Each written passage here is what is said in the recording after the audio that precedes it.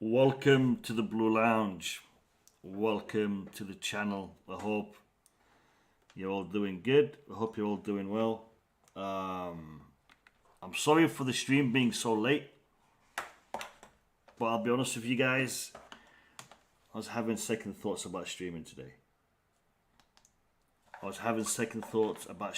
because I'm not happy. I'm not happy. I'm just going to say it straight up. I'm not happy. I'm disappointed. I'm gutted. I'm upset. I'm shocked. I'm embarrassed. There's no more words I can use. It's just one of those games that didn't go to plan. Not for us anyway. Not for Chelsea. I got to commend Everton though.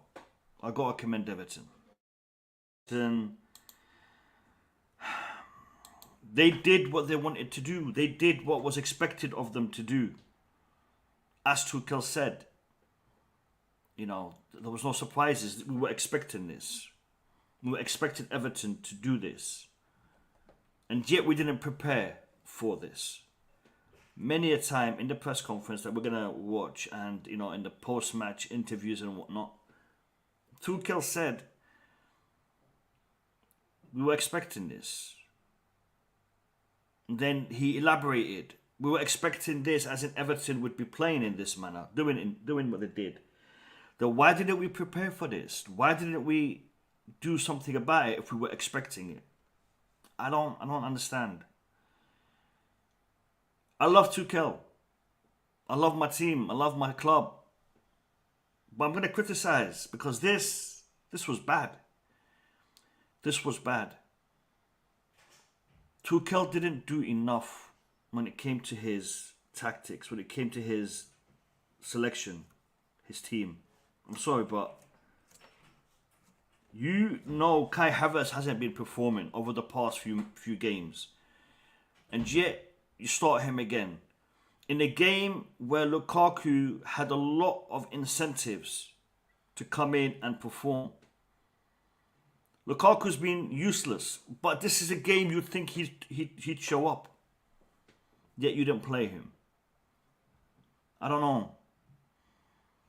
I am disappointed. So, I mean, I don't know. Can you guys hear me? I forgot to bring the mic. Is my audio good? I had my mic all the way behind the screen. How was the audio? How was the audio? How was the video and the audio? Because I literally didn't prepare a lot for this. Look, guys. Today's stream is going to be an open one. Good? Oh, fantastic, Courtney. Thank you. Today's stream is going to be an open one. I want to get your reactions to this. Cheers, Iman. I want to get your reactions to this. I'm going to put the link in the chat in a short while, in a couple of minutes. And I want you to come on and just tell me what you think, because I'm baffled. I'm baffled at the team selection, at the tactics, at the way we approach the game.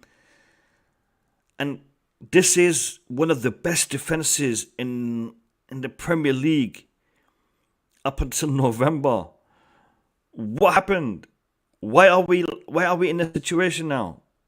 What is going on? From looking to smash the clean sheet record in the league to struggling to keep a clean sheet against relegation candidates, a team in the bottom three. I don't know. Look, I'm gonna stick the link in the chat, and I want to hear from you guys because I am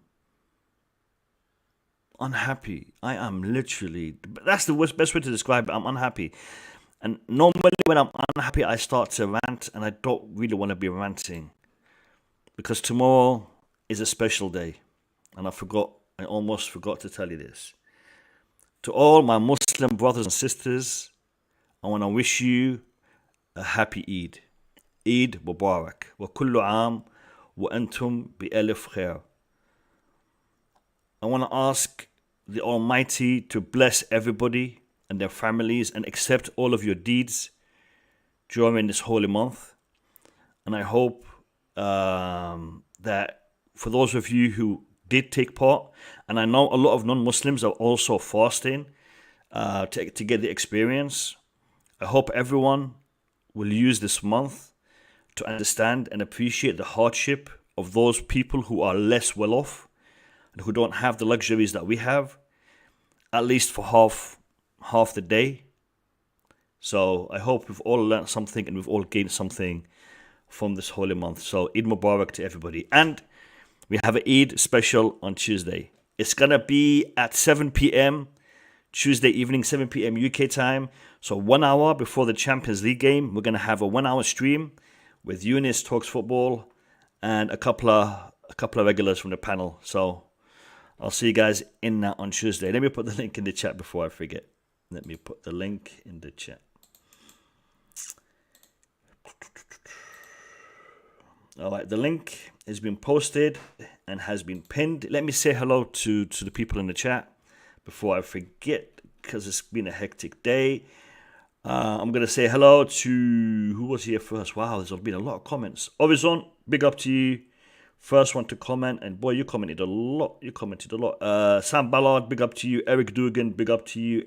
Courtney, welcome. Chelsea, the Kings player, big up. Limitless, big up. Chris, big up. Who else? Jeff, big up to you. Am I missing anyone? El Keynote, big up to you. Charity FC to the rescue. That is true. Tommy, Tuchel, Laban. Yeah, not a good choice of.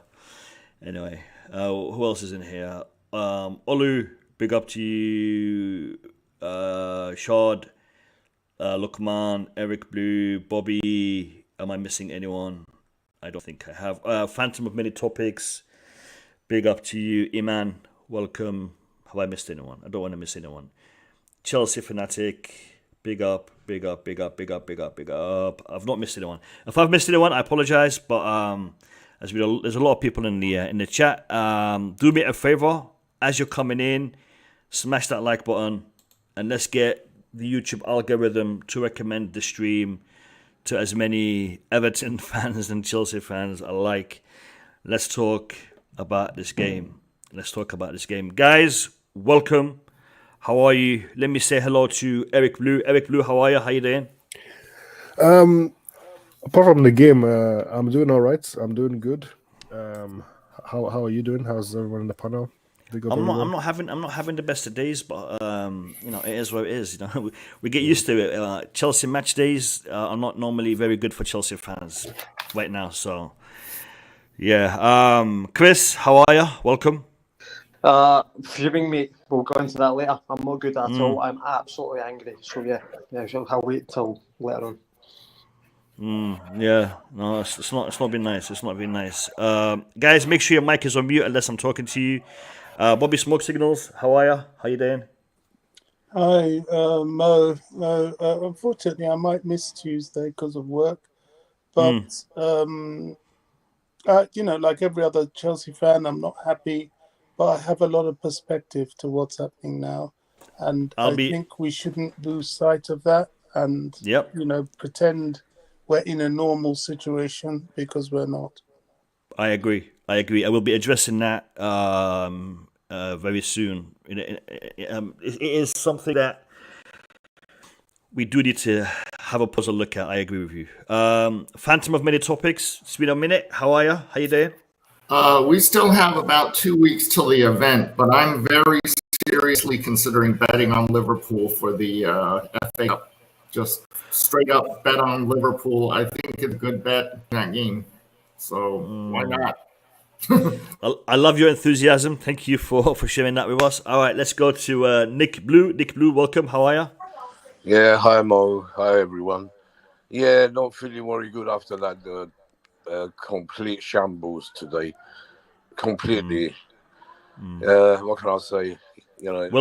We'll get to the shambles in a minute. We'll get to the shambles in a Yeah. minute. But yeah, it's not been the best of days for Chelsea fans. Look, guys, I want to say welcome to all the people just jumping in into the stream. And as you're coming in, get this like button hit, and we're on 28 likes. Let's get that up to 50 quickly, so we can forget about the likes and just focus about the topics. Look, before we get into discussing the game, there's a 5-minute post-match press conference by Thomas Tuchel. I want to watch it, and then we'll just jump in and have our discussion. So let me just load that up for you guys, and then we will jump into the discussion.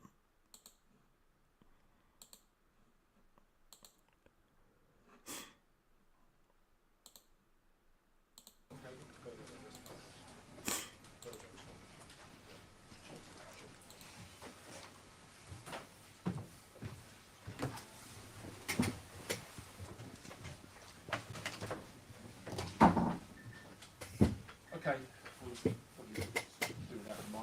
Who wants to start things off today for us? Yep, Adam, away you go.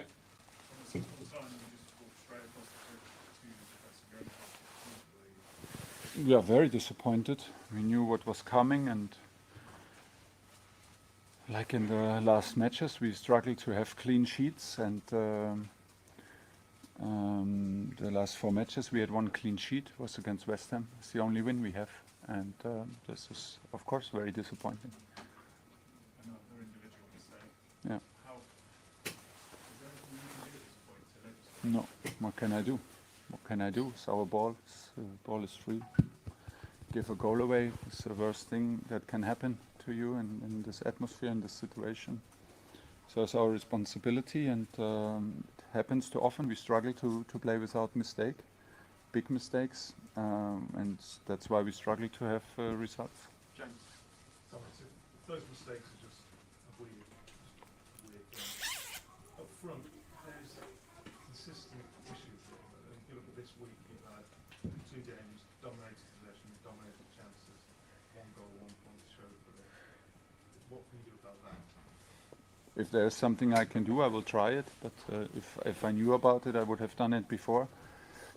I think the key is to have a clean sheet. For me, it's more like against. It's a different game, like against Menu. Menu was more open, found spaces more fluid, created a lot of chances, and finally scored late and conceded straight away. For me, it's a matter of it's more like a game against West Ham, where the opponent defends deep, hard to find spaces in the first half, and against West Ham we had a clean sheet, and we simply played without any big mistake, and that gave us the chance to score late. If you run behind in an atmosphere against an opponent like this, and you install belief and emotion in a stadium and belief in the opponent's team, you struggle, and this is what's happening anymore. Yeah, because we had to take Shorty off. I only have 3 changes.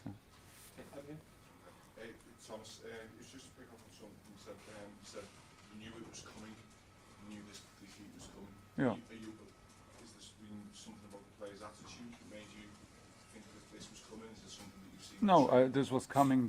What was coming from the opponent. We knew what was coming, and the crowd and the way to approach this match. This is what I mean. We knew what was coming. We were prepared for that, so nobody was surprised. I didn't say Yeah, no. Thanks, gentlemen. Do you think you've been sucked into the battle now to finishing top four, and it's maybe a danger now that Chelsea might not? Of course, it's always like this. I said it many weeks ago, and if I feel never safe. And by the way, it doesn't matter if we're in a race for top 1, top 2, top 3, top 4. No matter what race we are, the last four games is not enough. To have 4 points, this will never be enough, no matter in which race we are. So we have to take care about ourselves. And in the moment, we don't get the points when we play very, very good and deserve more, and we lose when we play okay. This is a bad mixture. Two quick questions. Did the fireworks affect you, do you think, last night? Sorry? Also, did the fireworks at the hotel affect the team, do you think, last night? Also, Absolutely do you not. have any questions about the aggressive approach from Everton today? What is the second? If I have an explanation for it or not? Do you have any issue with the No issue. I know we expected it. Would have been nice to have a referee who is in charge of it, but they got away with a lot, and he decided to manage the way he did. I was not too happy with it, but that's the way you face. So that's why it's absolutely important to not do any big mistakes and not to install belief, and to keep on doing what you do on a highest level of focus. And we struggle. Fireworks. So I personally woke up twice, at 1 o'clock and at 3 o'clock, and was for 1 minute a bit of a noise, and then I turned around and kept on sleeping. Absolutely not, as you asked him, if it had any effect at the beginning. Yeah. Okay, Liam and then Neil to finish. Liam. Thomas, we've not had a chance to ask you about it yet. There's now a preferred bidder for Chelsea. How do you feel about this process? I would like you to ask me the question next press conference, because right now after the game I have no feeling about the bidders. I'm still in the match. Last question, Nick. People are talking about the mistakes at the back, but the ball didn't stick up front today. So is that becoming a bit of an issue? No, the issue is that we don't have enough clean sheets.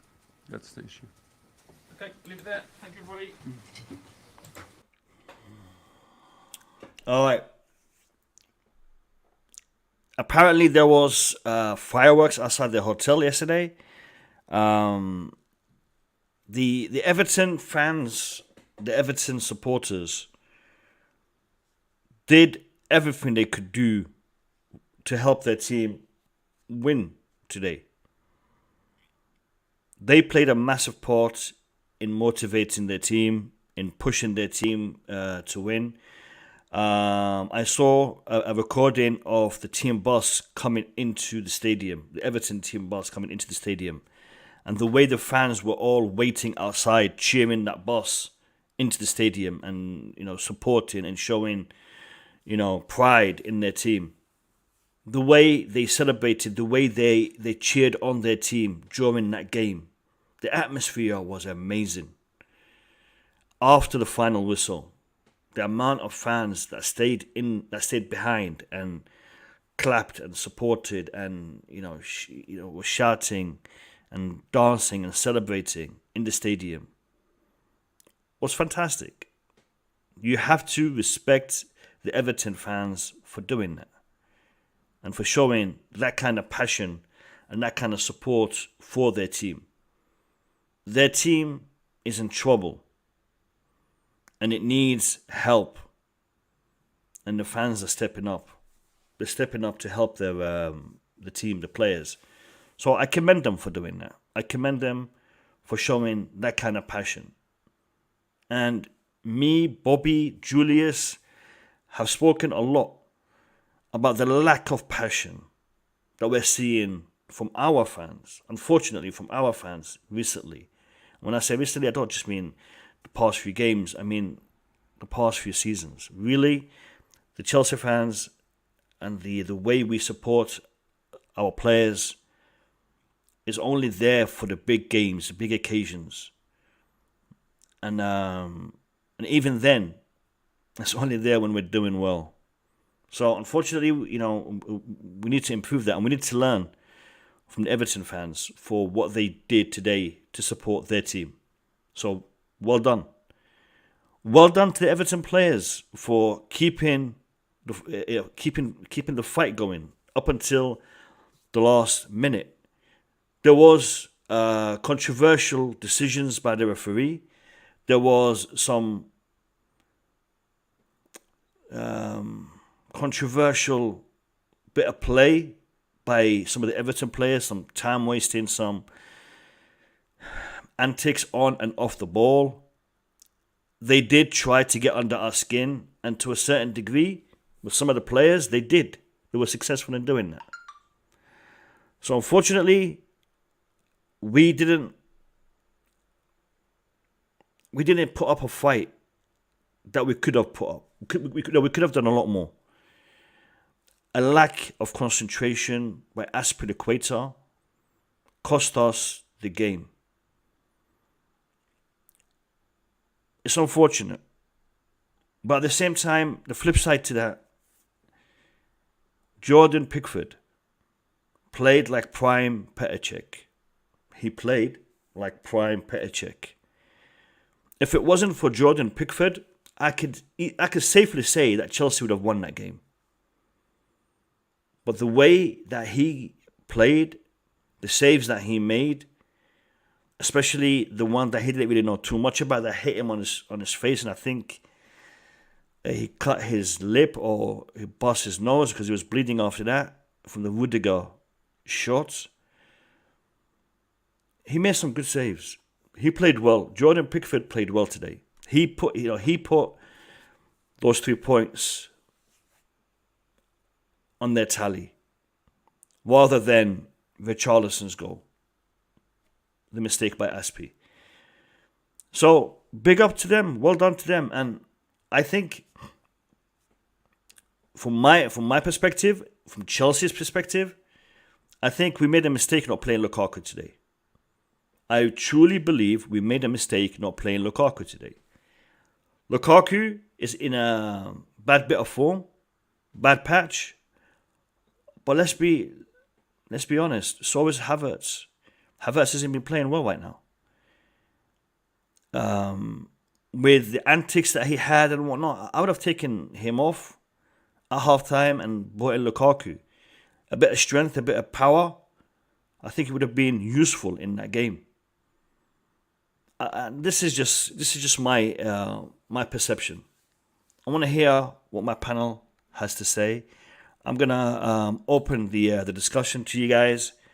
I'm gonna start off with Bobby, and then once Bobby gives his point of view, you're welcome to jump in. Bobby, welcome. Let me hear your thoughts on the game, mate.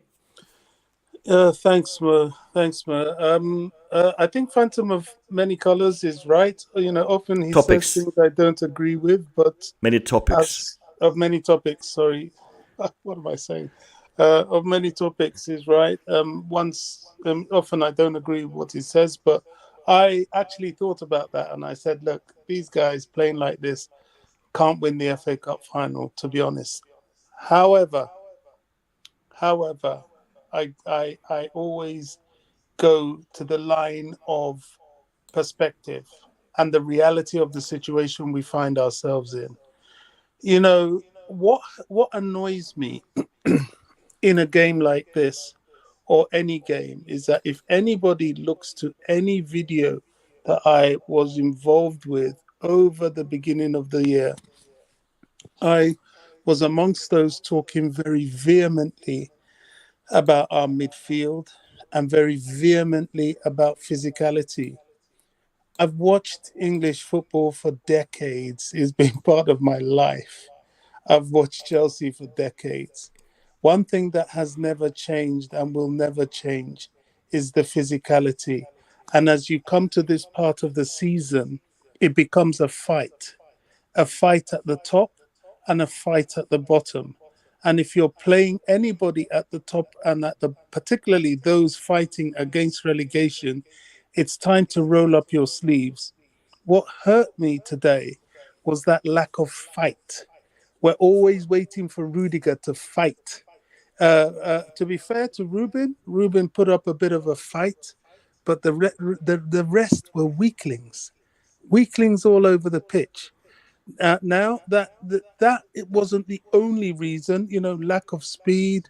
People like Jorginho, goodness knows where his head is now. Alonso, clearly he needs to leave. Aspi, his legs are going. He normally has a fight, but this fight was one fight too far. Although, to be fair, Pickford actually prevented him from equalising. It was a bit of a shambles today, quite clearly. Why are we here? Well, quite frankly, we have the government to thank for it to start off with. This rot started to set in at the first sanction on Roman when he couldn't come in, he couldn't take a hold of his board, he couldn't direct certain things like he normally does. I don't think that's the right way in terms of managing the club, but it was his way and it was very successful for a very long time. So he had to do things remotely. He put certain members of the board in charge that were not capable. So let's just say ultimately the responsibility is his, but the accountability lies in the hands of Marina and lies in the hands of people like Bruce Buck. They've messed up. Their purchases, their planning, everything is an almighty mess. And I don't want to hear, oh, they're just finance people and that. Well, you're in the football industry. And if you don't understand the industry, it's a failing. And that was an almighty failing. The sanctions on Roman hasn't helped. It hasn't helped the team. By default, we've kind of stumbled onto a new opportunity. And that is the hope that with the new owners, we can press a reset button at board level, clear it out, put a director of sports, a proper sporting director, and learn from all the colossal mistakes we have made. We've got a load of players to ship out, dead wood. They shouldn't be at the club. And we've got a lot of replacement to do. We've got contracts to sort out to make long term, including that of the manager. The manager now has to be directly involved in picking players because quite clearly having £100 million sat on the bench at 325k a week and not bringing him on though with his physicality in a game like this says everything. He has no trust in him. He has no trust in Jorginho. That's why I took him off at half time. Now, what was the replacement? Kovacic, somebody returning from injury. The squad is thin. We are overplaying players. People hounded Havertz today. The kid is not really, on form because he's tired. It's quite simple. He's playing game in, game out. Should he have started Havertz? I don't think he has a choice. Honestly, Lukaku has shown Sorry, Bobby. The lineup that played the game was a unchanged lineup. I think it was only Ruben Loftus-Cheek that was added, if I'm not mistaken. And we played the front three, I think 3 games in a row, and they haven't really done much. This is not Tuchel. This is not the Tuchel that we know. The Tuchel that we know is the Tuchel who will mix it up. He will change. He will rotate.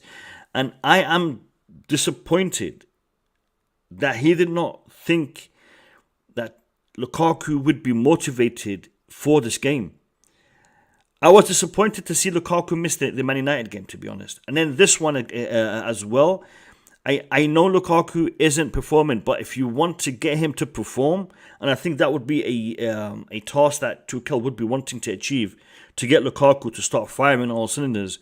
Whether we want to sell him or keep him, we need him to start scoring, so at least we could get a decent bid for him when we sell him.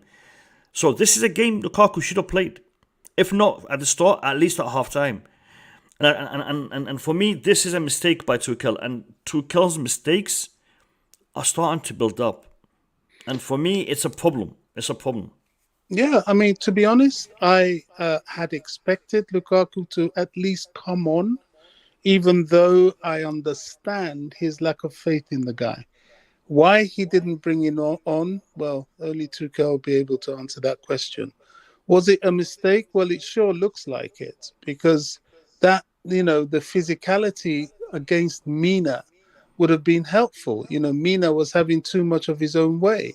And if Lukaku was there, he would have had another big guy that he couldn't push around as much. And Lukaku, to be fair to him, is quite good at dealing with defenders like that. They dread him, and he can have his way with them sometimes. So that is a mistake on the manager. Is he due a mistake or two? Of course. Klopp has made countless mistakes. Guardiola even more. This guy has performed a miracle. We are in a false position. We are in a miracle position, I call it. I'm praying that we can just hang on and get over the line these last 4 games of the season, because it's been a absolute farce. And I can assure you that had it been somebody like Pep, perhaps even Klopp, in the situation that we are in, they'll be mid-table to bottom table. It's a very difficult situation to manage. So there's a lot of perspective here. There's a lot of things that have gone against us. And I just hope and pray, because I've seen a post by Simon Phillips and I've forgotten the name of the other guy they post together, that the finalization of the contracts and things is being looked into with the Bowley Group. I think now we only have till the end of the month anyway. I think within the next week or two, we need to sort this out. The new owners have a lot of work to do. The job in front of them is not easy. There's a lot of tidy up from the mess. We'll get to new owners in a second, and there's developments. I mean, I saw the article you linked to me. It looks like Todd Bowley is the one who is going to be moving forward when it comes to the bid. Jim Ratcliffe, his situation seems to be. Has my screen just frozen? Yeah. No, you're all right. Okay, yeah. So it seems like Jim Ratcliffe's bid is just a bit of noise.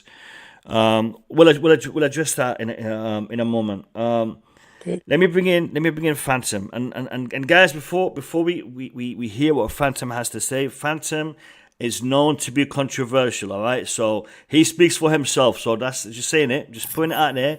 He's a controversial man, so take it with a pinch of salt. Okay. Go on, Phantom. Welcome. Someone did the math. I haven't verified the math, but someone says we only need 6 points to secure top 4 mathematically. I don't know if that's true or not. If someone could do the math, then that's great. But if we only need 6 points, that's only 2 wins. So Wolves next week and then another win down the line sometime, and that's done.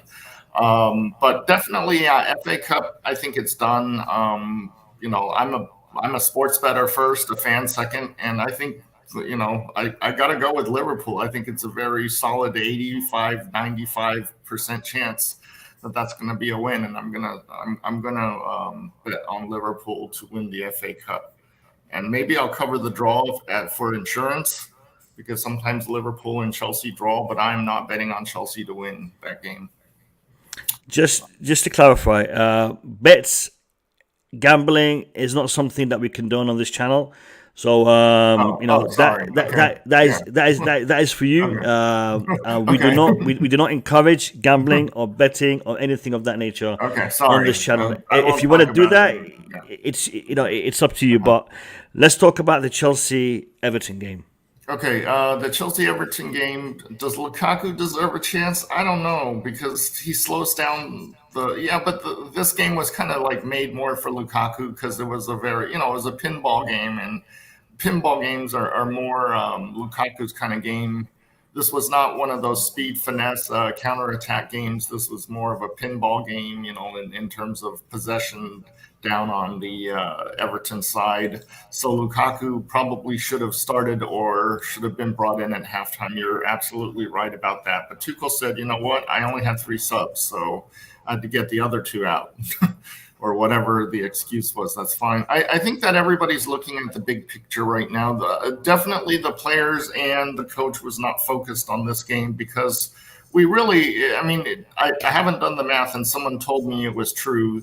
If we really only need 2 games, and we didn't really need this game as much as Everton needed it, and so Everton was really focused on this game as if it was some sort of life or death struggle, whereas we're going like, well, we only need 6 points till the end of the season, and third Phantom, place doesn't even matter. Yeah. Yeah, Phantom, in regards to 6 points, this is what we are looking at right now. So, Chelsea are currently in third with 66 points. Arsenal are behind us by 3, and Tottenham are behind us by 5. And we've all played 34 games. Now, the interesting bit here is Tottenham and Arsenal play each other one more game. So that game ends in a draw. They get a point each. One team wins. That's 3 points for either side. But I think if Arsenal were to win that game, then that would secure them top 4 if they were to beat Tottenham. The rest of the games are, debatable which way they're going to go. For us, I would say one more win would secure us top 4 rather than 6 points. I think 3 points would secure us top 4 because I have a feeling that Tottenham will be dropping points. Tottenham, they have who they play. They're playing Leicester and they're playing Liverpool. All right, so that is a game that Liverpool will not be looking to lose. And Arsenal and Tottenham, whichever way it goes, it goes. Burnley is not going to be a problem for them. Norwich. So I think their next fixtures, their next 2 fixtures, really determine their future. Or the top 4 future. Tottenham's next 2 fixtures. I think Chelsea and Arsenal will be going through to the Champions League if Tottenham doesn't win the next 2 fixtures that it has coming up. So that's where we are in regards to top 4. Well, okay, so I'd like to come back and say that, if you say it's only 3, then I'll believe you. I haven't done the math myself. No. Mathematically speaking, 3 points isn't enough. But I'm saying 3 points would make it difficult for us to drop out, yeah. Well, I haven't done the math, but someone told me that 6 points will definitely clinch this situation, meaning that if we take 6 points from anywhere, we will not drop to 5th place mathematically no matter what. And if someone can do the math out, that would be wonderful. But if this is true, then coming into Everton, we did not come in with the same, live or die attitude. I think Everton is playing like they're a cornered animal, like it or not. I think the Everton players really like Frank Lampard as a person. So I think they're playing hard for him where they didn't really play hard for whoever it was before that Lampard came in. And I think that these people, look at the way Richarlison reacted today and everybody else. He was so happy when they scored that goal. He even threw that fireworks into the crowd, which is another topic. And but anyways, I think that they do really like Lampard over at Everton, and they want to keep him, and they want to make him be able to keep his job, and they also want to stay up in the Premier League. So I think they played harder than us today. I don't think we really cared because everybody's going like, well, if you're Azpi or, you're going like, am I going to be here next year? Rudiger is already gone, so you can't expect. He was just, if you notice since the Man United game, Rudiger's just been taking wild shots at the goal. If it hits, it hits. If it doesn't, it just, if it hits another defender and just pinballs around, then so what? He's not playing it strategically like he was back when he was a real Chelsea player. That's why I don't approve of playing players that are already signed or already have declared that they're leaving the club, because they really don't have the kind of motivation. Yeah, we don't really have alternatives or many options.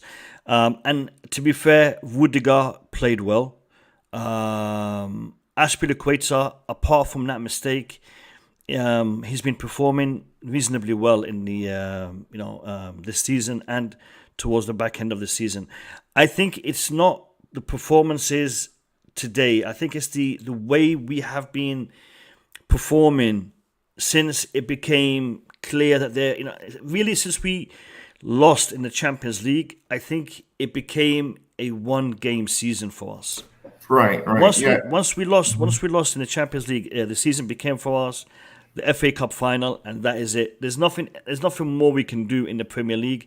I wanted to see us win the last couple of games just to secure, Champions League football next season, because it looks like it might be a little bit of a turbulent ride to the end of the season. But we will see what happens. I want to bring in some of the other boys.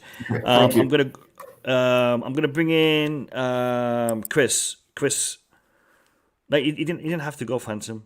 I'm just bringing in Chris. Phantom, if you can still hear me, come back in, mate. You didn't have to go. Chris, welcome. How are you? Fuming, mate. I'm not going to sugarcoat it. I am absolutely livid, to be honest. I'm just going to jump straight into it. I'm not going to sugarcoat it. I'm going to ask you. I mean, express your anger, express of course, yeah. But no. I want you also to tell me what should have been done to address them, because I want it to be constructive. So this is bad, we should have done this. This is bad, we should have done this. Give it to me in that kind of format if you can. Okay, well, first of all, another poor performance collectively. Yes, it was good individual performance, but overall, collectively, it was just poor. And then secondly, another individual mistake. I said it in the comment at the start of the stream, Mo, right? Azpi'S, that was, I would be expecting that. I wouldn't be expecting that from a player like him, right? Because for me, that mistake was avoidable. Look, it was clear that Richarlison was going to be putting pressure on him, and it's clear Richarlison was going to be in that position. So instead of just holding on to the ball and looking, pass the ball quickly, and obviously it led to the goal, so it led to Everton getting 3 points. A joke. Lack of focus, or was it something else? Why do you think he made that mistake? Mate. Lack of focus, and also people are saying players that are playing that are not going to be here next season, they don't care. Well, they should care. They should care. When you're wearing that Chelsea do you think they don't care? Do you think Rudiger, Azpi don't care? No, I think they do care. But when people are saying to me they don't care because Rudiger, for example, he's going to Madrid, he doesn't care. Well, if that's the case, if he doesn't care, well, he should. That's a disgrace. I don't care who. I don't care if you're going to play for Madrid next season or not, mate. At the end of the day, he's still a Chelsea player. And when you're playing that shot, you play for the shot. Okay, just a lack of effort. Honestly, mate, I'm not. It's another. I could give the Man United performance a pass because we performed well in that game, in my opinion. Reece James, unbelievable. But it was obviously a lack of finishing. And today, I said it last night, mate, in the stream, we know what Everton's going to set up like. They're going to put everybody behind the ball and they're just going to frustrate them, We know, and I don't blame Everton for playing that way because, look, they're fighting relegation, right? They're pushing, they're trying to stay in the league. And also, if you're going to, why are we giving the Everton players opportunities to get an advantage? So Havertz, for example, pushing Mina in the box. Why are you doing that? Forget all that. You're wasting time. Get the ball and try and create an opportunity. Honestly, it's just back Thomas Tuchel. We are a shambles. People are saying, "Oh well, we shouldn't be playing players that are leaving." Well, who else are we going to bring in? Like, it was not as if we've got good options coming in. So that's what I would say. It goes back to the squad depth, mate. I am fuming. I feel sorry for Tuchel. Tuchel got it wrong. I put my hands up to that. He got his wrong. I don't really like criticising him, but when criticism is needed, he needs to be criticised. They should have played Lukaku today. His physicality against Jeremina would have been a big advantage, and he could have potentially have scored. Pickford was great. Ruben Loftus-Cheek was great. But overall, mate, I'm glad there's only 3 games left of the season because a big refresh is needed in the summer. I'm not going to get rid of most of the deadwood, but we're going to have to take most of the deadwood out. We're going to have to sell them, loan them out, and then sell when we can. Yeah, mate, it's just frustrating. And yeah, top 4 for me. We've still got top 4, but it's obviously not given. And mate, just on to the FA Cup final. That's the focus now, isn't it? But then again, now obviously the top 4 battle now because Arsenal are now 3 points behind. I just feel so sorry for Tuchel and some of the players. For me, if they are going to stay next season, if they are not going to get sold, they need to buck up their ideas, because if they start the season like they're ending it, we're in big trouble. Big time. All right. Well, we've got 5 games in the season. We've got 4 more games in the Yeah. Premier League and the FA Cup final. Yeah. You are putting the blame on the shoulders of the players. Yes. I agree with you. They take a big chunk of the blame. I do back Tuchel. I do want to see 100%. Tuchel backed and Yeah. supported. But I also believe Tuchel has made errors in the past few games. Yeah. We'll come back to you, Chris. Let me go to Eric. Eric Blue, welcome. Yo, welcome. Thanks for having me. Sorry. Pleasure. Big up to the chats. Big up to everyone in the panel. Yeah, this was a difficult game to watch. It's been too often that we've experienced these kind of games recently, but obviously we are aware of all the context. I definitely have not forgotten about all the context, even though I prefer not to focus on it. That mistake from Azpi'S was there's some mistakes that you can overlook, I guess, and say, you know what, sometimes it happens, maybe you just switch off. But Eric, I don't know how. I'm going to interrupt you for 1 second, Eric. That mistake, had it been Malang Sarr, I would have understood it. Had it have been Chalobah, I'd understand it, because still not fully experienced, still room to develop and to grow. But a person of Azpi'S' experience should have known better. That he should have known that he does not have that much time on the ball, especially in a game where we've seen Everton press hard. So that mistake, it's painful, especially because it was Azpi'S who made it. Yeah, I don't want to say anything major with Azpi, and I don't want to make it look as if it's just because of this mistake that I feel the way I feel about him. But we're in a position where I don't feel reassured that Azpi has an extension on his contract. I really don't. It doesn't make me feel relieved or optimistic for next season, because in my mind, next season he would be like a squad player, a rotational player who is still important because he's the club captain, and he doesn't play every game or start every week in, week out. So the fact that we might have to rely on him to do that next season, I'm not very optimistic about it. I just have to be honest with that. And that mistake he made, there's no excuse for it. I can't give him any, there's no reason why the club captain should be making a mistake like that. He had time and space. It wasn't even as if he was being pressed or anything like that. So it's just very strange that he would do something like this. And there's no excuse for him in terms of, he's been, his head is away from the club. He's looking at another club because he's about to make a move in the summer. Like, that isn't a thing. He had the extension. He's staying at Chelsea for next season. So there's no reason. It's just very sad. But moving quickly on from that, very difficult game to watch. We just don't have any ideas going forward. We always struggle against teams that sit back. It's very easy to play against Chelsea. Very predictable team to play against. And yes, Tuchel made mistakes, but I think Tuchel is trying his best. He's really trying to, get the very best out of this squad. And yes, he's made mistakes. Yes, he can improve, but there's a lot that is lacking with our team. Quite a lot. And I've said this for a long time. Our squad is not balanced. It's very dysfunctional. There's a lot of holes everywhere.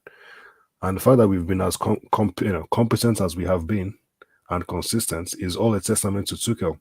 So I don't want to start now, giving him like 50, 60% of the blame when things aren't going our way, because he's the main reason why things have been going so well for as long as they have. So yes, he can improve. Yes, we won't shy away from criticizing him, but the major concern is the players. And a lot needs to be addressed, and it only goes, this makes me think more about what I said before regarding the money that we have to spend in the summer.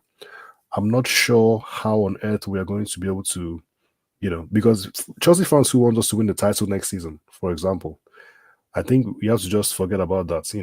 Maybe 2 seasons from now, we cannot give ourselves a false sense of hope that this is something realistic when it's just very clear that it's not. So the squad needs to be balanced. That is huge. And we have to have a better squad so that Tuchel can actually rotate more.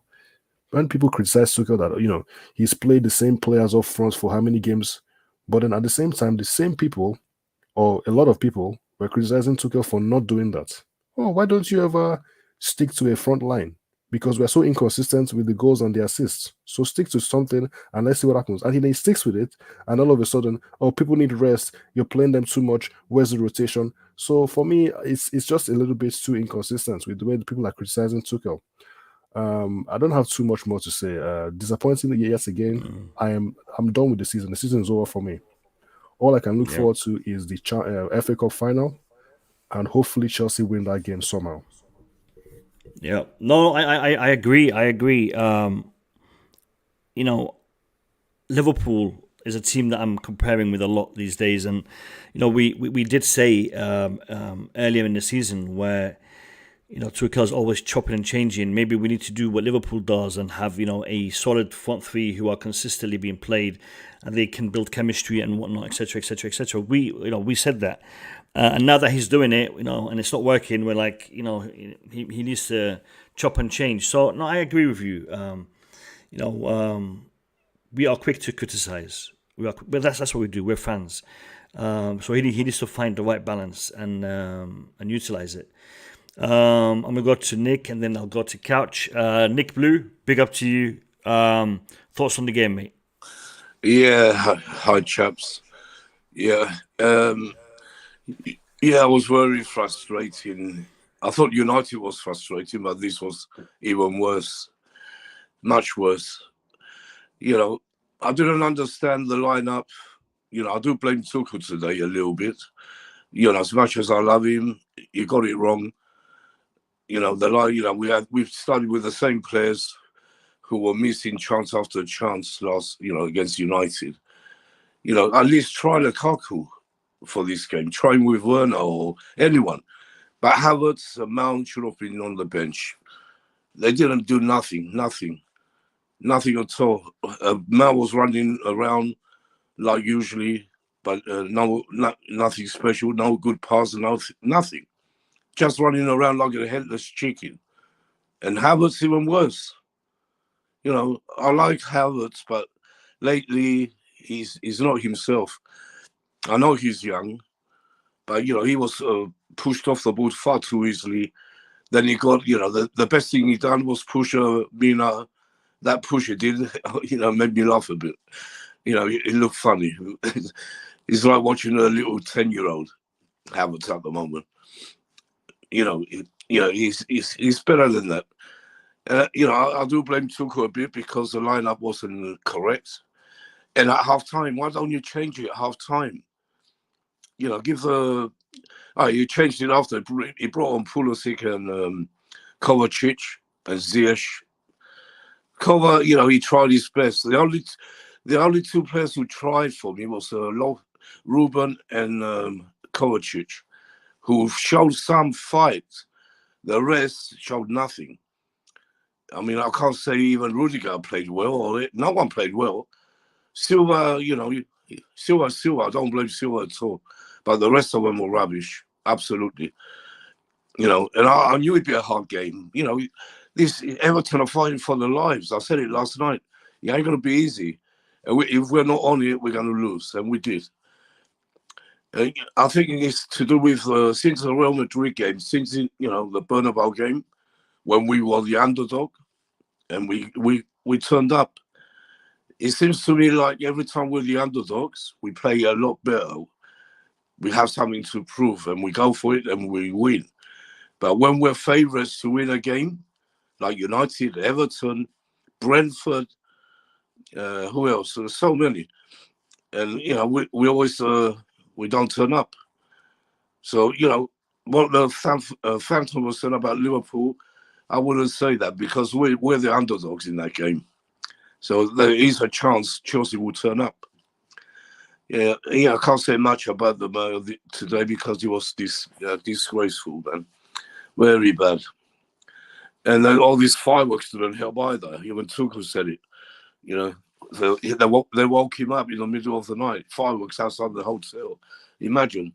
I don't Yeah, blame Everton fans. I think the fireworks isn't really that much of an issue. No. It's just a bit of mischief, but I don't Yeah. think it's that much of an issue. No, but he I did think mention it. Tuchel mentioned it. no, because he was asked about it, so he addressed it because he was asked about it. You know. Yeah, so then but I don't blame Everton fans. Of course, they're going to try everything. Yeah, it's a back bit of their mischief. team. I mean, like I said, the Everton fans, they played a massive part in them getting the 3 points today, and well done. You know, they're doing their bit to help their team. You know, they're pushing the limits, but you know, it is what it is, and well done to them. And if they stay up, they stay up. If they go down, then they go down. A few, kind of way back, we done the same like Everton did. You know, we backed our team when we were rubbish. We were struggling at the bottom.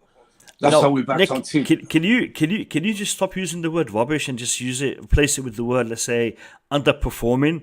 Because rubbish just. Yeah, but then what? I think if you want to use it against oppositions, I don't mind. But calling our team rubbish is just a bit too much for me, man. Underperforming. We were underperforming. All right. We're really underperforming. Very underperforming. Yeah, but when someone's rubbish, you have to say it. And for me, like I said, they were underperforming. Very bad. All right. Very bad. Very, very bad. All right. Cheers, Nick. Thank you very much. Let me go to Couch Critic. Couch. First of all, welcome to the stream. I hope you're doing good, brother. Couch, can you hear me? You're on mute. Sorry about that, man. Yeah. Sorry. My bad. Yeah, welcome, no. Couch. Thanks for having me once again. Big up panelists. Big up. Who we got there? We got Eric. We got obviously Chris, Nick, and Bobby. Oh, cool. Yes. Big up, fellas. Listen to what you guys are saying. I agree with a lot of it, but man. There's so many things that I don't know how we can just resolve Tuchel of what's happened right now. Even if we agree that Chelsea need to find some chemistry in our attacking three, right? And chopping and changing doesn't work. For me, you still have to rotate the squad. Like we played on the weekend, we played midweek, and then we play again on Sunday after 2.5 days. These guys are burnt out. They're completely burnt out. So there's no reason for me I don't see where the logic is for playing the exact same lineup but haven't scored any goals the last 3 games. At some point, you have to rotate the squad, even if it means just taking out one of the attacking three and replacing them with somebody else, so you're not completely, devoid of the chemistry up front. Something had to change there. These guys are burnt. And the amount of energy that it requires to play the system that we're trying to play right now is immense. These guys have to press from the front all the time. You think that's easy? You think anyone wants to do that job? Run endlessly the entire game? It's too much. You're asking a lot from this team. Okay. And then beyond that, we're talking about we're talking about it's not Tuchel's fault and no. Look at the difference between how we played last year and how we're playing now. We used to play with a back 5. We're playing with a back 3 now. Those wing backs that you guys are talking about that make up the back 5 are playing as wingers. They're wingers. We're playing a 3-2-5 right now. So the defensive structure and the solidity that we had last year is completely gone. We're giving up so many opportunities on the break. So many. This never happened last year. There was a time last year where we never conceded a high danger opportunity. That was why we were keeping all those clean sheets, because Chelsea never put themselves in a position where they were giving up high danger opportunities. Now it's like every game without fail, we're giving up a chance, giving up a chance, giving up a goal, giving up a chance, giving up a goal. And that's the difference right now. It's not because, we don't score. First of all, we're sacrificing our defensive shape to try and score goals, and we don't have any goal scorers. What sense is that right now? Let's keep the clean sheet. Keep the clean sheet. Bring how long have I been saying that we should be dropping our line deeper to play to the strength of these attackers so they can have space to run in behind and whatnot? How long have I been saying that? Like so much of what we do is pressed up, camped out in their half, camped out there, and we have no idea, no shape, no space. How many times? Who do we have in our attacking three that are dribblers that can actually, manipulate the ball through these small areas and make a difference in the final third? Can you think of one player that can do that? Potentially Pulisic, maybe. I can't think of anyone else that can actually work the ball in tight spaces and be effective there. We don't know how to break down low block defenses, yet we still continue to be this possession-based team that plays in the final third with like 10 men press forward. Makes no sense to me. I'm sorry, that's on Tuchel. And he's talking about keeping clean sheets. We've completely changed our defensive structure. Completely changed it. Like we were never ever that high up the pitch. Even when we had Chilwell and Reece James playing on the flanks, we never played with 5 attackers in the final third and then a line of 2 and then a line of 3. It's completely different. So I don't understand how you're expecting the same results as last year. Like we were so compact and we would just spring on the counters and we would get just burst with energy on the counters and we'd get bodies forward. But like we're not doing that anymore. So I don't know. I'm frustrated, and not just because of the fact that like our shape is completely different, but also because of the fact that we spent so much money in that attack, and we still do not have anyone that can organize it. Nobody in that attack can organize our attack. There's not one person that you can look to and says, "I'm going to basically dictate where these attacking moves are going to go." I don't know anyone that's doing it. Mason Mount to an extent, but he's not really a number 10. That guy's a number 8. He can give you performances as a number 10, but he's just being overused in that position. And even beyond that, you look at the fact that like he's been run into the ground and we can't bring anybody else in off the pitch for him. Like who else plays that role? I'm not gonna lie to you guys now. I'm really, really frustrated now. Like this is a week of really bad performances, man. You really make bad performances. Some fantastic points. You make some fantastic points, and I've been looking at the way Rudiger has been playing, the way Azpi'S has been playing, the way Chalobah, Silva. We are making it hard for our midfielders and our attackers because we are literally pressing so high with our defenders that we are making the pitch so small that Exactly. we need to have those Hazard-esque kind of players, and we don't have them. We don't. Pulisic might be the one that does it, and he's on the bench. So you're not going to be able to utilize small spaces. So the best thing to do is to actually step back a little bit and make the pitch bigger. And for the life of me, I'm sorry, I'm just going to end my rant here. For the life of me, why? Okay, I understand you're not really happy with the performances that you're getting from Lukaku. I am for damn sure not happy with what we're getting from him. But if there's ever a game that you want to see him in, it's this one. He just played on Thursday. The team ran all about and whatnot, like they're tired. They had a night where they're lighting off fireworks outside the hotel. So that adds to the fact that they're fatigued, and then you go ahead and you leave him on the bench when we need physicality up front. Like if there's anything he can give you is physicality up front, if anything at all, like the ability to hold up the ball somewhat. And then you play like Havertz. Havertz is a good footballer. I'm not going to say he's an incredible footballer, anything like that. He's a very good footballer. He needs to work on his stamina. He needs to work on his strength before he can lead the line for Chelsea.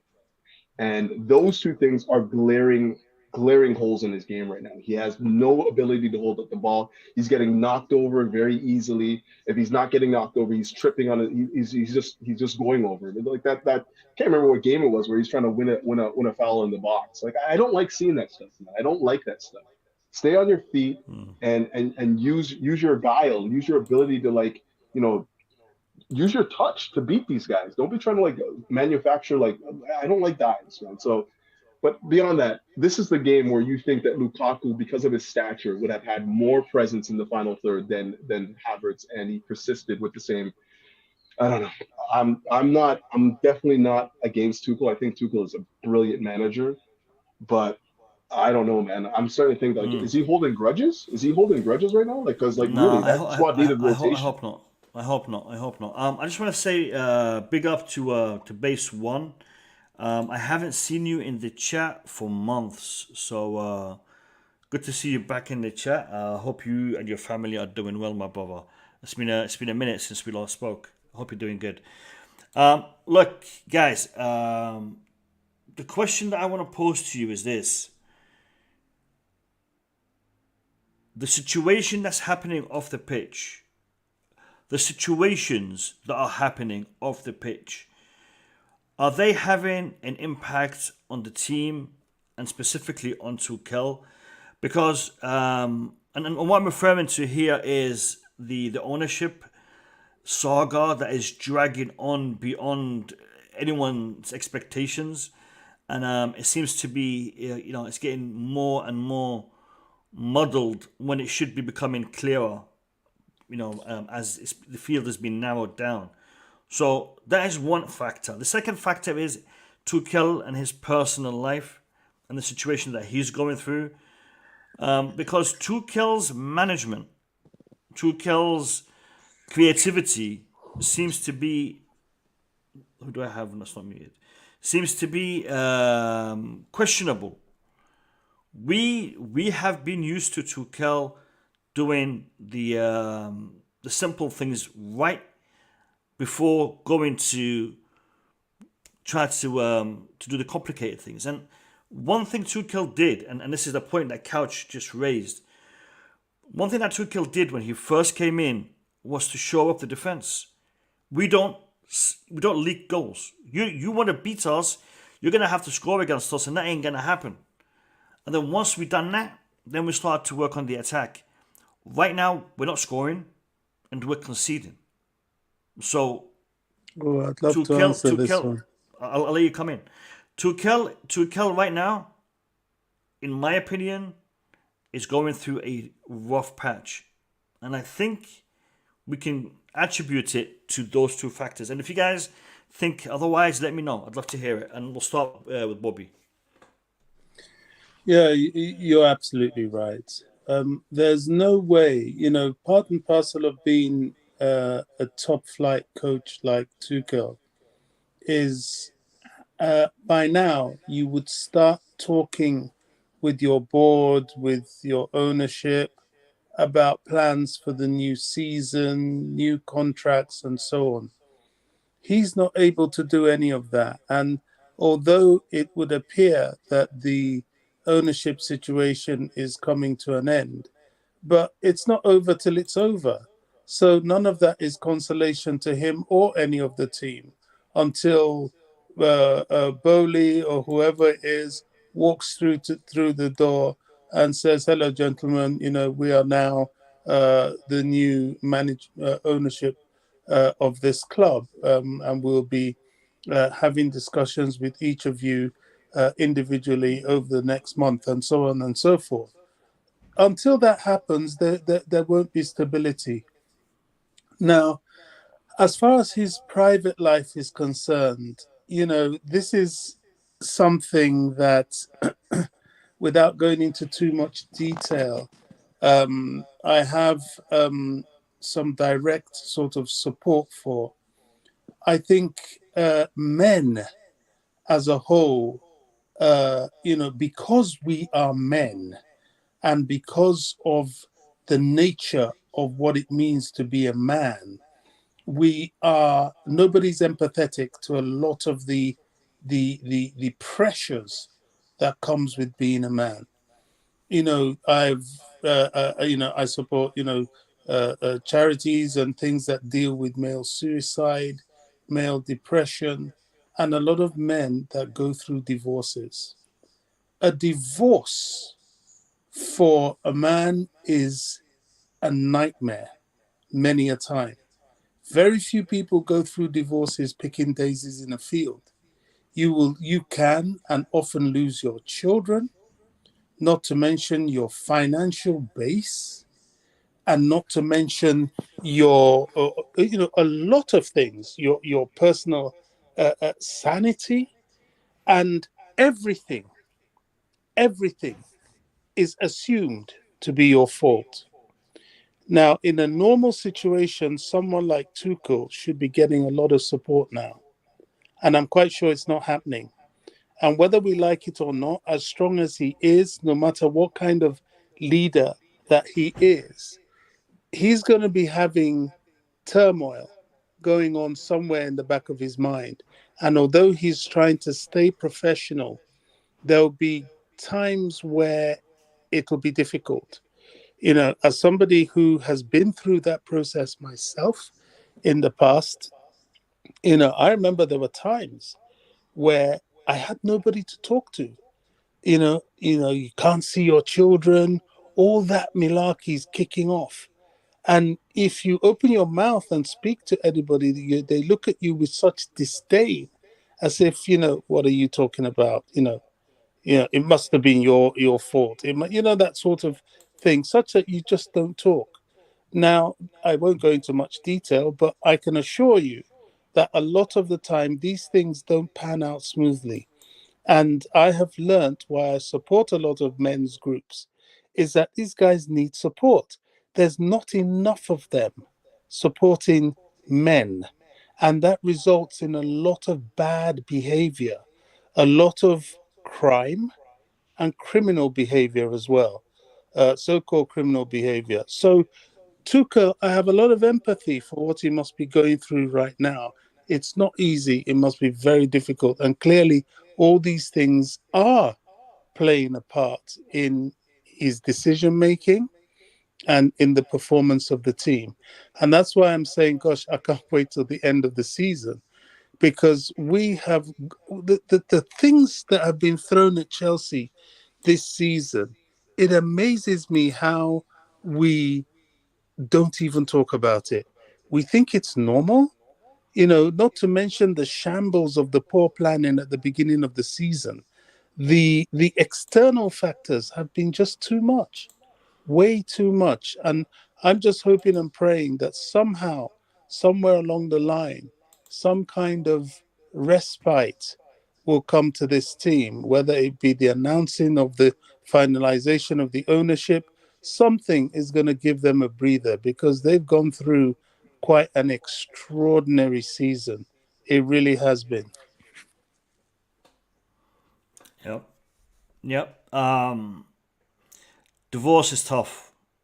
Divorce is tough. I've had experience with that as well. It's tough. But I think the other factor is also playing a massive part, and that is the ownership situation. And I think that is playing a massive part on the team. A lot of the players right now are unsure of their future, unsure of their financial stability. And that fact that they're unsure about what's going to happen is going to play a massive part. And one thing that a lot of footballers, especially those who come to play for Chelsea, have in the back of their minds is, I'm at a club that wins trophies. I'm at a club that wins success. Right now, with this change of ownership, what's going to happen to this culture of success? Is it going to change? Is it going to stay? And I think that plays a part on the thinking of a lot of the players, as well as Tuchel. If anybody else wants to jump in on this, please go ahead.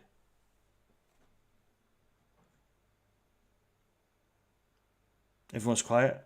Am I on mute or something? No, you're not. Okay, since no one wants to talk, I'll just say a few things. Yeah, the whole thing with the Tuchel, I get what Couch is saying. I completely understand. It's just it's a difficult thing. I feel as if there must be something going on behind the scenes. Obviously, we already know about all the things Chelsea have had to deal with this season. And I've been hearing some bad news behind the scenes with certain players and things like this. But hopefully, Tuchel is able to manage the whole squad. It's very difficult being in his position. We don't appreciate sometimes how tough it is. Dealing with a lot of difficult.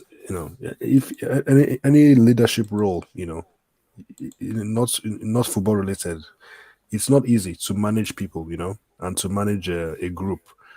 But obviously, we expect it to be done because he's a top manager, and I think he will do it. With regards to the rotation, I get it, I understand.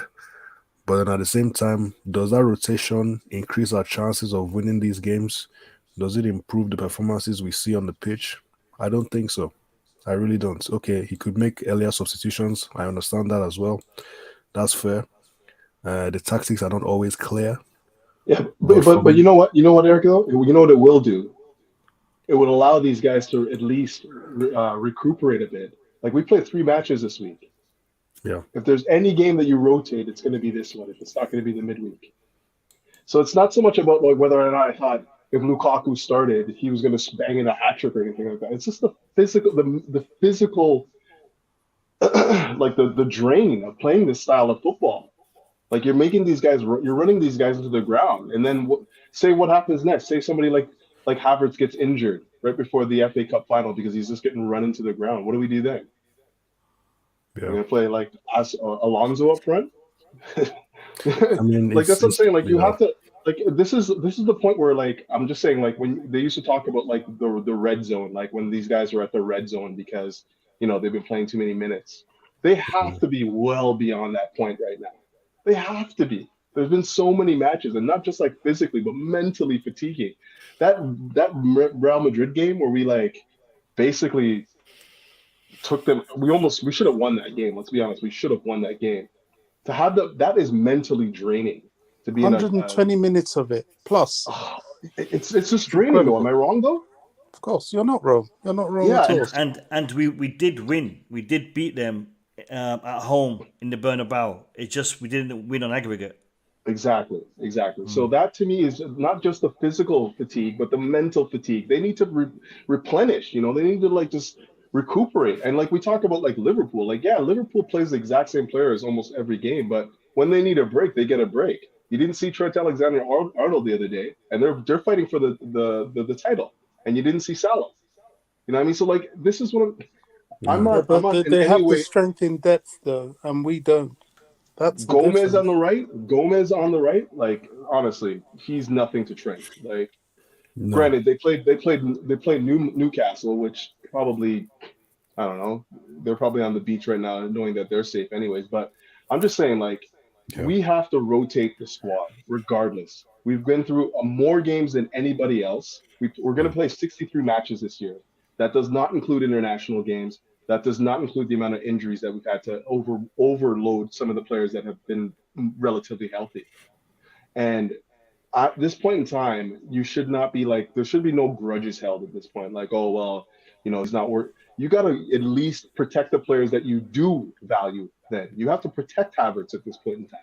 You have to protect Mason Mount.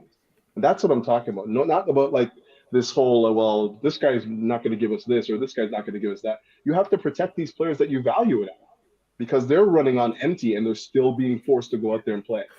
yeah. Another That's all I'm point. saying.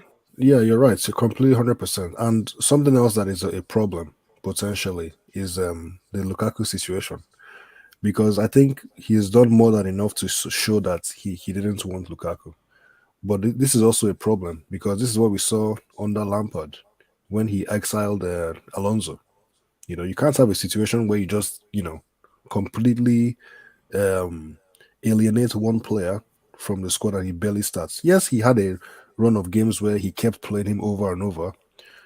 Sorry, Couch. Sorry, Eric. Did you see his I did, expression yeah. when Ziyech and Pulisic came on? They Yeah. were the last two substitutions, and he didn't get a chance to come on. Did you see the way he reacted to that? His face.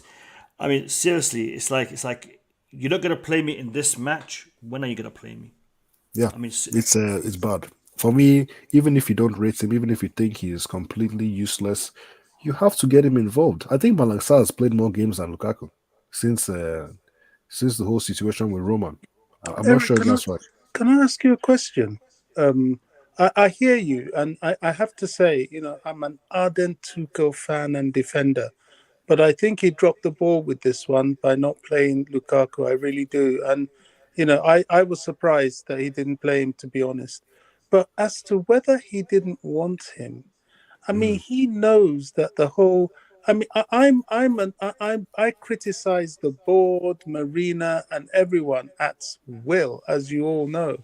But in this instance, the Haaland situation was unattainable.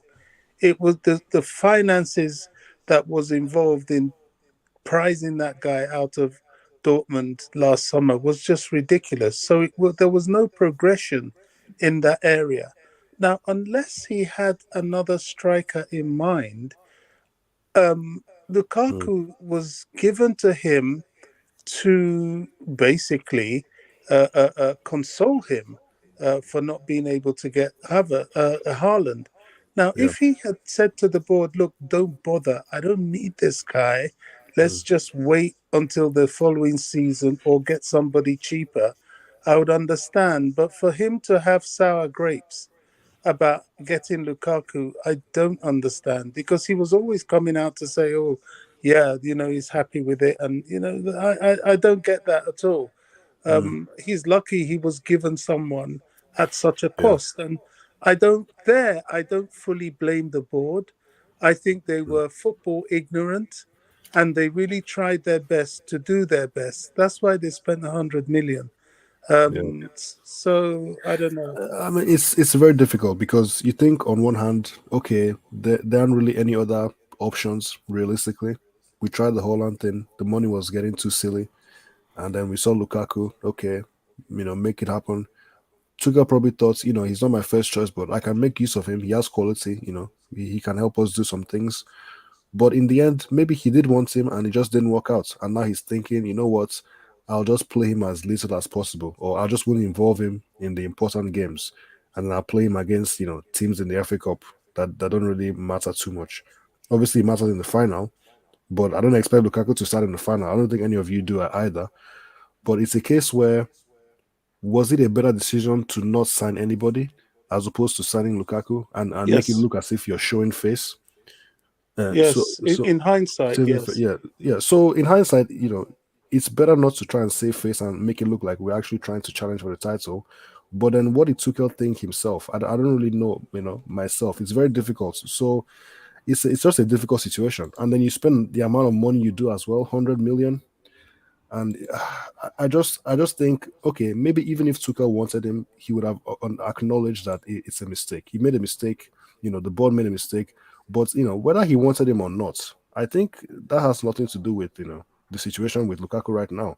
You have to have him in. He has to be involved. Even Kepa. People were complaining about Kepa.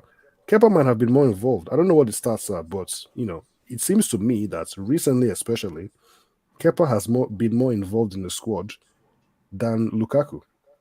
That's my perception right now. So it's a very sad situation. Situation. It is. I mean, we don't know what's happening in training. Sometimes I wonder what the hell's going on in training, especially after these performances. But what do you think about these rumors about Neymar? Because the way I'm seeing it is that if there's any chance of Neymar coming to the club, I think at this rate we'll have to take it with open arms. I've never really liked Neymar, but he's certainly going to be a million times better as a striker than what we've got. Where are you getting this Neymar story from, Bobby? I've been seeing it floating around. To be honest, I've not paid much attention, but Neymar, I think, wants out of PSG, doesn't he? He's done the Spanish circuits. I can't really see him um, going back to Spain. Certainly not to Barcelona. And I think if the new owners come and want to make some kind of signature statement, this is the time to get someone like Neymar. He I don't know how much he's got left on his contract. Trouble with someone like him is the wages. But if we offload a load of players like I suspect and hope that we do, that could be a story worth telling, in my opinion. I think I'm just Neymar gonna, is a bit. I'm gonna I look at mean, Neymar. assuming it's actually going to happen potentially, it's just not worth it. He's not a spring chicken. Let's put it like that. Um, I don't think he would cope with the physicality of this league. He just doesn't seem like the kind of player to fight and drag a team out of a bad situation. So and the money as well. So it's just a very difficult one, man. Yeah, Uh, I mean, I don't know, but the French league is pretty tough as well. It There are is, yeah, no that's true. slippery it is very rivals. tough. Yeah. I don't know. At this point in time, guys, I want the whole front line to be revolutionized. If we can get Neymar, I would do it. I'm just gonna be honest with you guys. I would do it. We need somebody that can actually, spearhead this attack the right way. You can play in the left, center, right. It doesn't matter where you're playing. He's got the ability to Couch. Yeah, go ahead. Just to talk for a second. Neymar's contract expires in 2025. So he's got a couple more years left on his contract, and he's 30 years old. And what's your week more? Does it say his salary? I'll check. Hold on. I'm not sure if it's going to tell me. Yeah, you got to go. Just go to Spot. I'll look it up for you. All right. It's going to be about 600,000, isn't it? Yeah, exactly. No chance. Yeah, no chance. Something around that. Yeah. Yeah, it seems unrealistic, but I was just thinking. I mean, I didn't know when his contract expires, but if it was at a lesser length, it could be worth a shot. I mean, there's also rumors about Lewandowski as well to Chelsea. Oh, please, on my knees, man. Yes, please. I want Benzema personally, but never probably not gonna happen. No, but Lewandowski's contract is up, isn't it? Yeah. So that's more realistic. I mean, mean, you never know. We got to do something anyway. We can't, no, keep this we can't. I read that Lewandowski doesn't want to come to England or something like this. I'm not sure.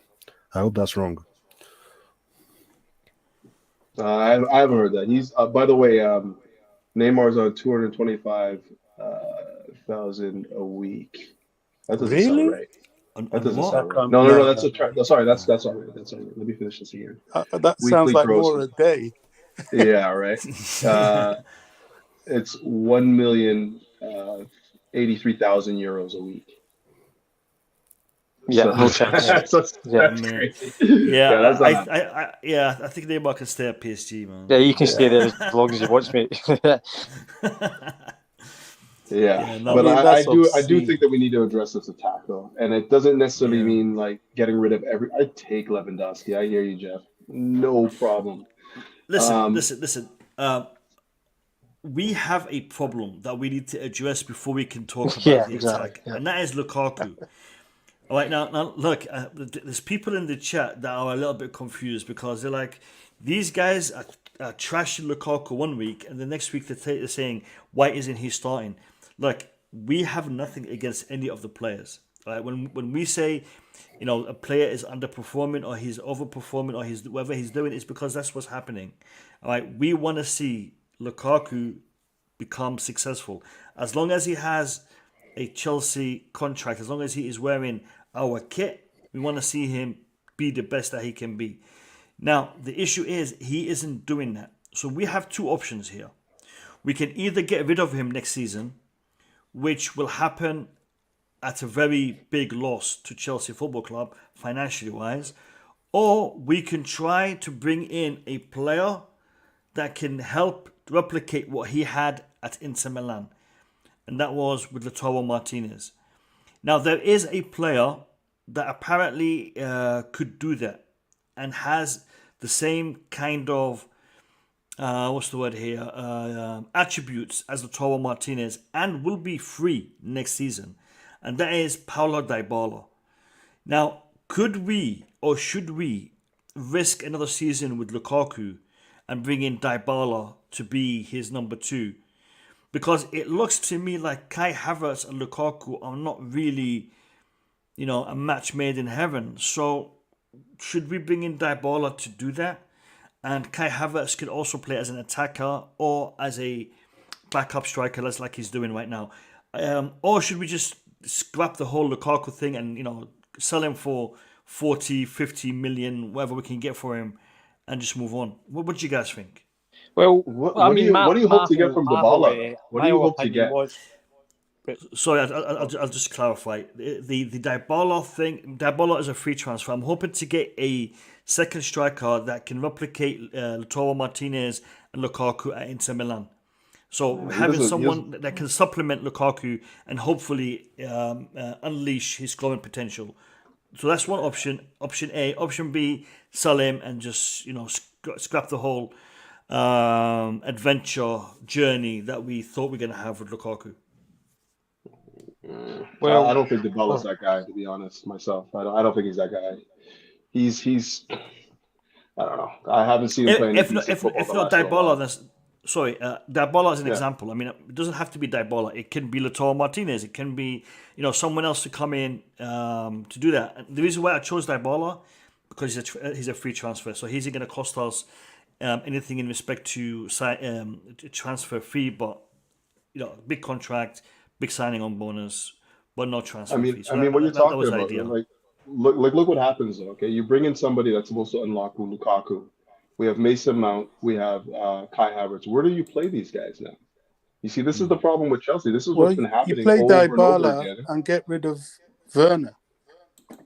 Yeah, but look, Dybala doesn't play on the left though. He plays through the middle for the most part. Right? That's where he's most effective if you want him to play like a shadow striker, right? I don't know. I just think that we're compounding a bad situation when we know we're trying to fit this 97 million pound striker who basically likes to play on the counter and is not good in possession. We have to, if you're going to play with Lukaku, you're going to have to change the way you play football. It's just that simple. We can't play possession-based football pressed up the pitch with a guy that does not have nimble feet in tight areas. Like his touch is not tight enough in those areas to be effective. Like it isn't. Like let's just be honest. So it doesn't matter who you play with him. It's still going to be the exact same problem. He's not good in these areas. The reason why he was effective at Juventus wasn't because he had Lautaro Martinez next to him. Because they're playing on the counter. And every time he runs into space, he's very effective. He's powerful and fast. Like he's just not good at low block defenses, man. So that's just I what it think the is. message Tuchel's sending to Lukaku is adapt. Play my way or no way. That's what I perceive from this. Because there's no way Tuchel's going to change his tactics to what suits Lukaku. He's not going to do that. No, He will definitely do not. what he believes in. And he will expect Lukaku to adapt. Do you think he's adaptable to this system, though, Bobby? Well, clearly he's not adapting. That's why he's on the bench. That's the only thing I can see going on here. No, but you know what? Lukaku did Lukaku not do his research though before he joined? Like surely, obviously, a first thing would be the wages. Did not do his research though. Chris, listen, we're supposed to be doing the research, not him, man. No, but more. Surely, if he's going to Chelsea in a big transfer and he knows Tuchel, surely he's going to be looking at what the system Tuchel plays and he'll try and fit into that system. Look, if Lukaku thinks when he was joining Chelsea that Tuchel's going to play in Lukaku's rules, then that just shows even more how delusional he is. Yeah. So, and to answer your question as well with Dybala, I think he's going to Inter. I think that's set in stone, to be honest. But I mean, we need to find a solution. I mean, we can't be back in square one at the start of the season with the same thing. Yeah, I've seen people in the chat, Depay, Dembele, and others. The idea, look, guys, there's a lot of good attackers that are going to be available for free and for reasonable fees. Dybala is a name that I've thrown out there because I think Dybala is more of a second striker. Yeah. Depay potentially. Dembele is a winger. Dembele's finishing isn't all that great, by the way, lads. His creative aspects are fantastic. His creative aspects, his dribbles, his pace, his free kicks, but his actual finishing isn't good. To be honest, we need that too, though. We do need that too. Somebody that can unlock low-block defense. We do definitely. Dembele definitely can bring something. I mean, I'm not ruling him out. But what I'm saying is, what I'm looking at, if we are going to keep Lukaku, then we need someone to be a second striker because Lukaku right now, and this is what pundits are always talking about. No one is feeding him. No one is giving him food to eat. And that's why he's not finishing his dinner because no one's giving him the food. So we need people to give him food. And to give him food, you need a player like Lautaro Martinez. You need a player like Dybala who can do that. Havertz doesn't do that. Havertz, his nature is to either to be scoring them goals or to be, I'm not going to say creating because he's not really a creative player. He's more of a... how shall I put this? He impacts the game. He helps in developing, but he's not the person who will put in that final pass like a Ziyech would do, our Jorginho potentially. Max Burton is jumping in. Max Burton, how are you? Welcome to the stream. I know you've been busy making videos over the past couple of days, man. Hope you're doing good. Yeah. Hi guys. Hi everyone. Yeah. What's Hi, up, man? Max. Yeah. Not good. Not good. Obviously. A bit of a respite. Took my wife out. It was for a birthday meal today. So. Nice. Nice. But yeah, the game was what can I say? That was the worst, or one of the worst displays of football I've witnessed at Chelsea for a long while. You know, you know what, I don't mind if we lose, but I don't. It's the manner in which we lose, and today, especially that first half, was terrible. You know, we're not playing with any heart. We're just going through the motions at the moment. It's like obviously we've kind of got top four, but I want to finish above Arsenal, you know. And it's not guaranteed actually, because if we carry on like we're playing, top four is not guaranteed. You know, it's still 60% there, still in our hands, but we you know, we can't just get into bad habits. And how we're going to change when we play Liverpool, that's the thing, because we can't just snap out of bad form, and that's the worry, you know. So this season may end in a whimper, but there is a But lot. Max, Yeah. can I ask you a question? Like, Mhm. what do you think that the problem is with the form? Do you just think that he's just running these guys into the ground right now? Because I feel like we should just been rotating the squad. There's a bit of that as well. There is a bit of that. Today, quite clearly, we saw Havertz shouldn't be playing. Havertz needs a rest. Werner's needs a rest as well. Why he's not playing Pulisic, giving him a run out, because he hasn't played that much football for us. Lukaku had started today. You know, Everton were there to fight us. Yeremina was bullying Hazard all game. So it just needs freshening up. Ziyech, I'm not sure what he's done to upset him at the minute. I know we were talking about systems and him not playing in the back three or whatever, but he's fresh. We've got some fresh players out there. Exactly. But I just don't know. I just don't know why he's not playing them at the moment. The only ones that we can't really rotate are maybe people like Marcus Alonso. At the back, we're quite lighting, especially in the fullback areas. So that's the only areas. But even Shalabah hasn't played at all. So that's another one. Azpi'S, he's another one. He looked a bit jaded today, a bit tired, and didn't perform well. Yeah, it's just one of them things. I would be using these games to give Chalobah as much game time as possible. Yeah. I mean, he's going to be vital next season. Next season, Chalobah's going to be vital. Play him.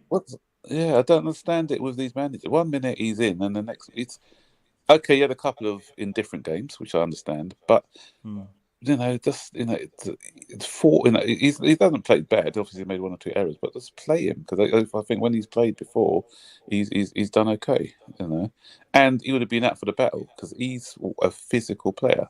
And that's what we needed against Everton today. Everton came out with physicality. But one thing I want to address as well is the fact that I think this season is probably the most individual errors that have led to goals that I can remember in a season.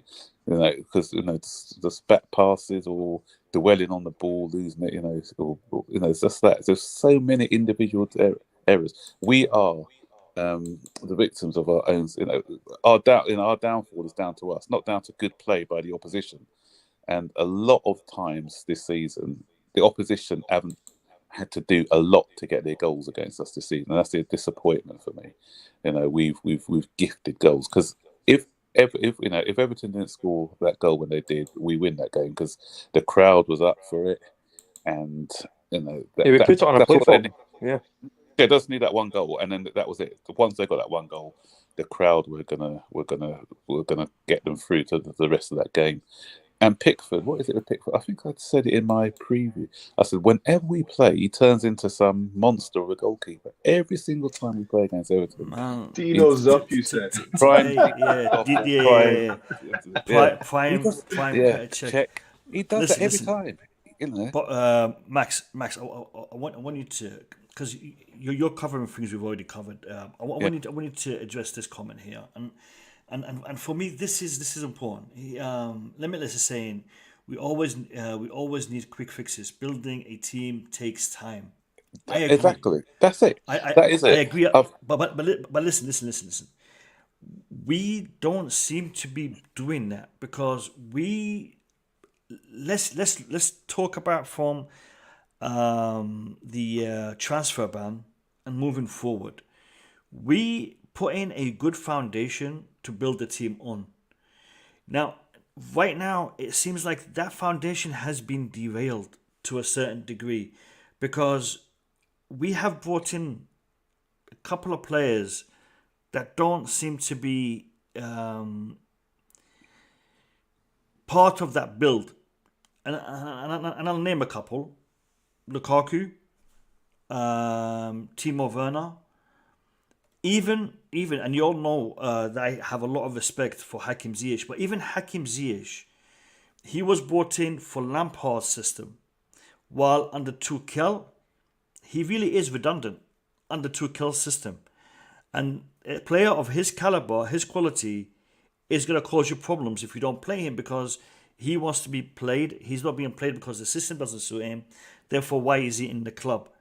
So we do need to build, and I agree 100% with Limitless. It is going to take time, but I think for us to be doing it correctly, we need to be bringing in the right players. Because had we brought in 4 players last season, 4 players this season, 4 more players next season that fit the same style of play, the same system, we are building. But we're not, because we brought in players that fitted one system under Lampard, and now we're bringing in one player who cost 100 million that doesn't even fit Tuchel's system. So we're not building nothing. We're just wasting money. We're just throwing money away right now, and that is a problem. Yeah, that's it. It's the hiring and firing of managers, isn't it? And getting in players who they wanted, And it stemmed from listen, we bought players for a particular start, and it stemmed from the time we brought back Jose Mourinho, because he won us a league, which is fine, and he did get in some players, but they were his players, the spine, like people like Fabregas, who could adjust to any system, to be fair, and Costa, but he did get us a spine. But what he did do was get rid of those players that Emanala had brought in to build the next stage of our team to go forward, the likes of Lukaku and Salah and people like that. And and Mata, he got rid of those players because they don't suit his style of football. Only for him to go, and then another manager to come in. And obviously, once we brought in Conte, he's getting in wing backs because that's the system. So we've got Marcus Alonso now in, and other players that he wanted, and then we bring in Sarri, and we have a specialist player in Jorginho. He gets sacked, so we have a hybrid of all these different players for us.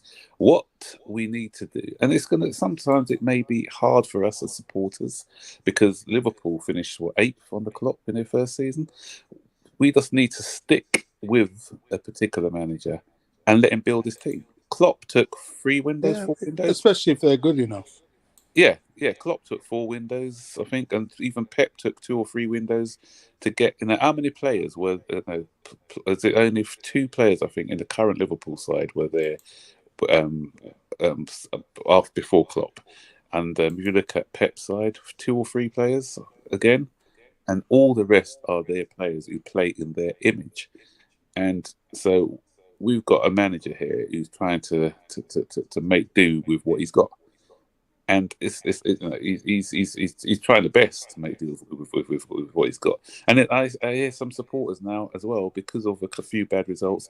Oh, let's get rid of the manager, and that's the first thing they say. Let's get rid of the manager. We get rid of this manager. Come on. No, that's what I'm saying. Then what we got? We got another manager who's coming in with and he wants to bring in a different set of players. We, for stability and for us to move forward and win, season in, season out, we need to have a manager with us for a few years. That's the way. As the Pep's done it with Manchester. Manchester are continuously competing. Liverpool are competing every season now. Okay, people may say, okay, Klopp's only won 2 or 3 trophies, but they are in a position now where they are competing, and they're probably here to stay for a few years. That's what happened under Ferguson. That's what happened under Wenger as well. So you need a manager there. Stick with him, trust in him, and back him. Yeah, and I'm hoping that when the new regime come in, that's what they're going to be doing. That they're going to have. Yeah. Yeah, I want to say something about building a good squad. We've been streaming for nearly 2 hours and we've only got 68 likes. So I'm clearly not building a good fan base here, because if I was building a good fan base, I would have at least 100 likes. I mean, we've had 130 people in the stream throughout from the beginning, and we didn't even hit 70 likes, or we just hit 70 likes. So I'm clearly doing something wrong here on my channel. So before I can criticize the board at Chelsea, I need to criticize my administrative technique for getting my likes built up. What do you guys reckon? I think you're doing a good job. We just gotta keep going. Just gotta keep going. That's all. Guys, do me a favor, hit that like button. Let's get to 100 likes. I mean, seriously, if we don't smash 100 likes on this stream, then that's disappointing. If you were very disappointed in the performance today by Chelsea, smash the like button. Smash the like button. Yeah, exactly. Yeah, so it's interrupt you, Max, but I just looked at the likes and I'm like, really? Is that what I'm on right now? So I just thought I had to say something. No, I kind of finished what I was saying. Yeah, but basically, as I said, Nick has been quiet for a while. So Nick, you you still awake? Yeah, I'm still here. I'm still here, just listening, really. Because there's nothing much we can say. We have to wait for the new owner. I've given up criticizing, every player, Mount, Havertz. We don't get nowhere by doing that. I just want to get the new owner in to back Tuchel and get his players, who he thinks are going to move us forward. That's the main thing now. The season's nearly finished. We have the final. And we have to make sure, for me, fourth place is no good. It'd be a disaster for me. I want us to finish third like we should. At least we're going to beat Leeds and Wolves and get some confidence back for that final. Because, it's a big game. We don't want to lose that as well. Otherwise, imagine if we win that final, we'll finish third. Then we'll be going, Tuchel has done it again. He's worked miracles. I trust him. I just want the owners to come in and sort everything out. Get some of these board back on the marina and whatever. Get them out and bring some decent people in who understand football. And, I know it ain't going to happen straight away, but I think it will happen in the end. I'm just waiting, it's hard. It's very hard because I can't even blame the players that much because, they don't know what's going on exactly. When's the owner coming? You said it all before. They're only human. They're thinking about their futures. Are they going to be here? Are they not? Every single player must be, in his brain. He's probably going around in circles. No wonder they make mistakes. It's a lot to take. So we have to be patient now and wait. Let's get that owner in, like Bobby said a lot of times. Yeah. Can I just say, I wanted to touch on something Max said a little bit ago about the errors, because it is true. There's been a lot of errors, like individual errors that have led to goals. But does anyone else think that this just comes down to, again, just fatigue? Like, I just feel like so many of these individual errors that we're seeing, right? It's fatigue, and like you're not mind sharp. You know what I mean? Like, we're just so, and there's been a lot going on this season, man. A lot going on. Like, let's not forget. Like, nobody even talks about the Lukaku interview anymore and how how disrupting that was. But there's a lot of stuff going on. The COVID thing, the injuries. You're wrong there, Coach. I mention it a lot of the time. Yeah. Okay, well there you go. Great point. But Yeah, I just feel like point. so much of that is just so much fatigue, like mental fatigue, right? Like, there's been a lot of emotional roller coasters happening at this club this last little while, and these errors, just like even us wait to today, like obviously you can say whatever you want about like the fireworks not being a factor. It was a factor. Let's not kid ourselves, man. Fireworks going off at 1 a.m, then again at 3 a.m. You're gonna get up and be fresh and ready to play a game of high intensity. It was a factor, man. Like, I'm not making excuses for the players, but yeah, if I'm being woken up in my sleep at 1 a.m, then 3 a.m, it's going to affect my ability to function at the highest optimal level, midday or whatever. So, anyhow, Caps, you make a good point there, because especially about the fatigue thing, mentally fatigue. When you're winning games, you don't feel it, but once one bad result goes your way, goes against you, then that's it. And obviously, after we lost to Real Madrid, in the manner that we did, I think that sort of played on the players' mind. And then, and then you're looking at everything else. Not only you're looking at the situation around the club, the uncertainty around the club, and everything else. And that does have a psychological effect on the players. No doubt. The firework thing. Had that happened in London, the club would have been having some questions asked of them. I don't know why, that's been allowed, really. Oh, it's just a bit of banter. Come on, Bobby. No. Bobby has a point. Especially in certain parts of the city, there is strict rules and regulations when it comes to fireworks because of potential hazards, potential health and safety issues, public safety and whatnot. So it's true, but it was the Hilton's in the city centre, obviously. So obviously, it's just that I don't. Obviously, it'd be an issue, but I mean, I'm pretty sure some of the players would have been wearing, I don't know, earplugs or noise cancelling headphones or whatever. I don't know. But either way, this fireworks stuff, I don't really buy into. It's just Everton fans just doing what they want to do. But yeah, the thing is, Liverpool are used to fireworks over there. They're firing guns all the time in Liverpool. So. Say again? No, forget to scratch that. Yeah. No, it's saying. So, as we were saying, the football game was very exciting to watch. It was great. Yeah. Sorry. No, go on, Bobby. Go on. Yeah, I was just going to say that it is clear that so many things have been thrown at the team this season, and coming to the end of an excruciating season, it's beginning to take its toll. I'm hoping that this 1 week break, because we don't play till next Saturday, is it? Next Saturday. Yes.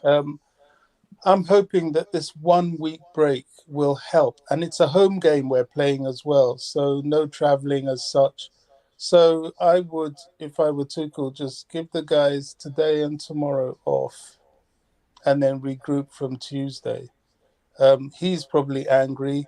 They're unsettled. I think we just need to let the whole dust die down and then go again from Tuesday.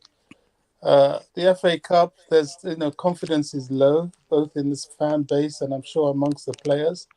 And we do need to get back to winning really, really quickly. This whole ownership thing, all that, is just too much. It's all too much. I'm gonna ask two questions. One is kind of what we've been talking about already, and the second one is already in the chat, and I'm keen to ask it. But I just want to address Lee. Lee, you're obviously new to my channel. I haven't seen you in the past. Your comments seem to be on a loop. I'm not sure if you're a human or if you're a bot, because you keep on repeating the same comments over and over and over again. So I'm starting to think you might be a bot. So lads in the chat, just keep an eye out on Lee's comments, and if they keep repeating, we might want to put him on a timeout. I keep seeing the word scripted a lot. Yeah, scripted a lot. Yeah, I'm seeing that. I've seen that a lot. So we'll need to look at that. One thing that I want to ask you guys, and this is an appearance thing. Tuchel normally is clean shaven. He has a little bit of stubble every now and then, but it seems like he's either growing a beard or he doesn't have time to shave, and that is a concern. I don't know, I'm just mentioning it. What? Saying something there. He hasn't got a wife to impress anymore, has he? So So if he's slacking with that, maybe he might be slacking with other things. Just keep that in mind. The other question I want to ask you guys is this by M3. M3 is also a new name that I've seen in the chat, so welcome to the Blue Lounge. He's saying if we are going to start building for a long-term success, who is the first player Chelsea should pursue? I'm going to caveat that by saying who should we get rid of and who should we replace them with. So I want each one of you to tell me a player that you want to see us get rid of and a player that we should bring in to replace them. Just one. And I know. You know, we all have a few. And if someone says the player that you want to say, I'd like you to try to change it if you can. And this doesn't include the ones we know are going. Yeah, no. A player that isn't automatically going to be transferred on a free transfer. So not Rudiger, not Azpi, not Christensen, you know, the others. And I'm going to start with Eric Blue on this. Okay. Eric, you there, Eric? Yep, go ahead. Okay, so I was sort of listening. I'll try and see if I remember what you said. So players who are not I deliberately chose you. No, I deliberately chose you just to make sure. Do you want me to repeat the question? Yes, please, yeah. All right. If you could replace a player, so who would you have getting sold or we get rid of, and who would you replace them with? And this could be any player in the team, and we could replace him with any player into the team. So who would that be for you? And Eric, I swear you gotta stop doing that, man. Sorry, I was just looking at something on I was on YouTube. Sorry.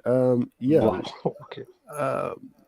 No, I wasn't watching any videos. Don't worry. I was just like searching something. Anyway, yeah. So I would immediately just look at our how do I call him? The enigmatic. Is that the right word? He's Depends like Marmite. He's like Marmite. So you either love him or you hate him. No, not even. It's not him. We got someone else. Jorginho. You can say Jorginho. To be fair, I think most fans love him. Yeah, I was gonna say Werner. Most fans actually we got a love lot him. of Marmite at the Chelsea club. Yeah. People. It's funny how people really back this guy, man. It's so amazing to me. I don't think any player has been backed this much after not doing what we thought he would do in his first season or ever. Yeah, I would immediately just replace Werner with Sterling. I rate Sterling very highly, so if I could do that, I would do that very, very quickly. Good shout. Interesting. Chris? Well, you know what player I'm going to say. Mr. Romelu Lukaku. I would probably replace him with Sky Italy, you know. I'm only joking, by the way. I would probably replace him with... there's only one name that's saying to me. And it was the player that obviously Tuchel wanted and we failed in getting him. And I think it could be doable now because of, sad news, obviously. But I'm going to say Haaland. Replace him with Haaland. Go for it. Why not? The opportunity's here. Yes, you know, there's issues with the agent, etc. But why not? I know the agent's no longer here, but go for him. I mean, the opportunity's here. How many chances are you going to get a player of that quality for that amount of money? In today's market where the inflation is insanely high. Replace Romelu Lukaku, the big diva, with Erling Haaland, the goal scorer, the machine. Get Haaland at Chelsea Football Club. That's the first player Chelsea should get to build on, push on for titles in the future. All right, fair enough. And yeah, I mean, RIP Mino Viola, but rest in peace. Yeah, it's gonna be interesting. Bobby.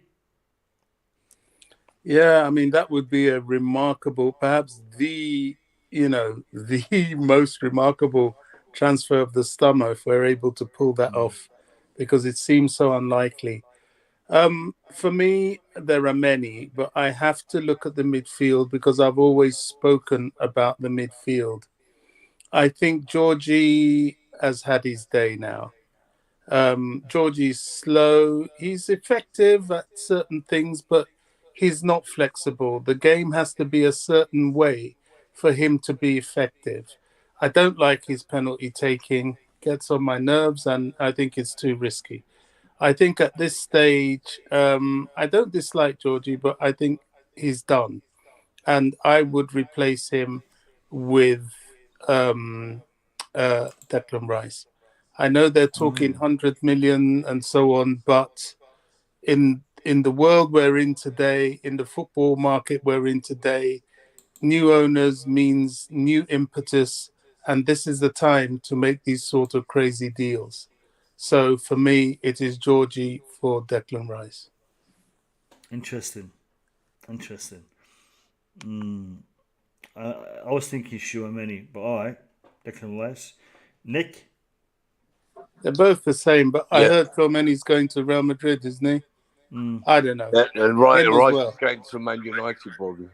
Who, Clomeni? Rice is going to United. No, he's not. I don't know about that. He will be next year. No, he's not. I don't know about that. Nothing is clear just yet. It's not concrete yet. But anyway, yeah. Oh, God, this. We can't say Rudiger because he's gone.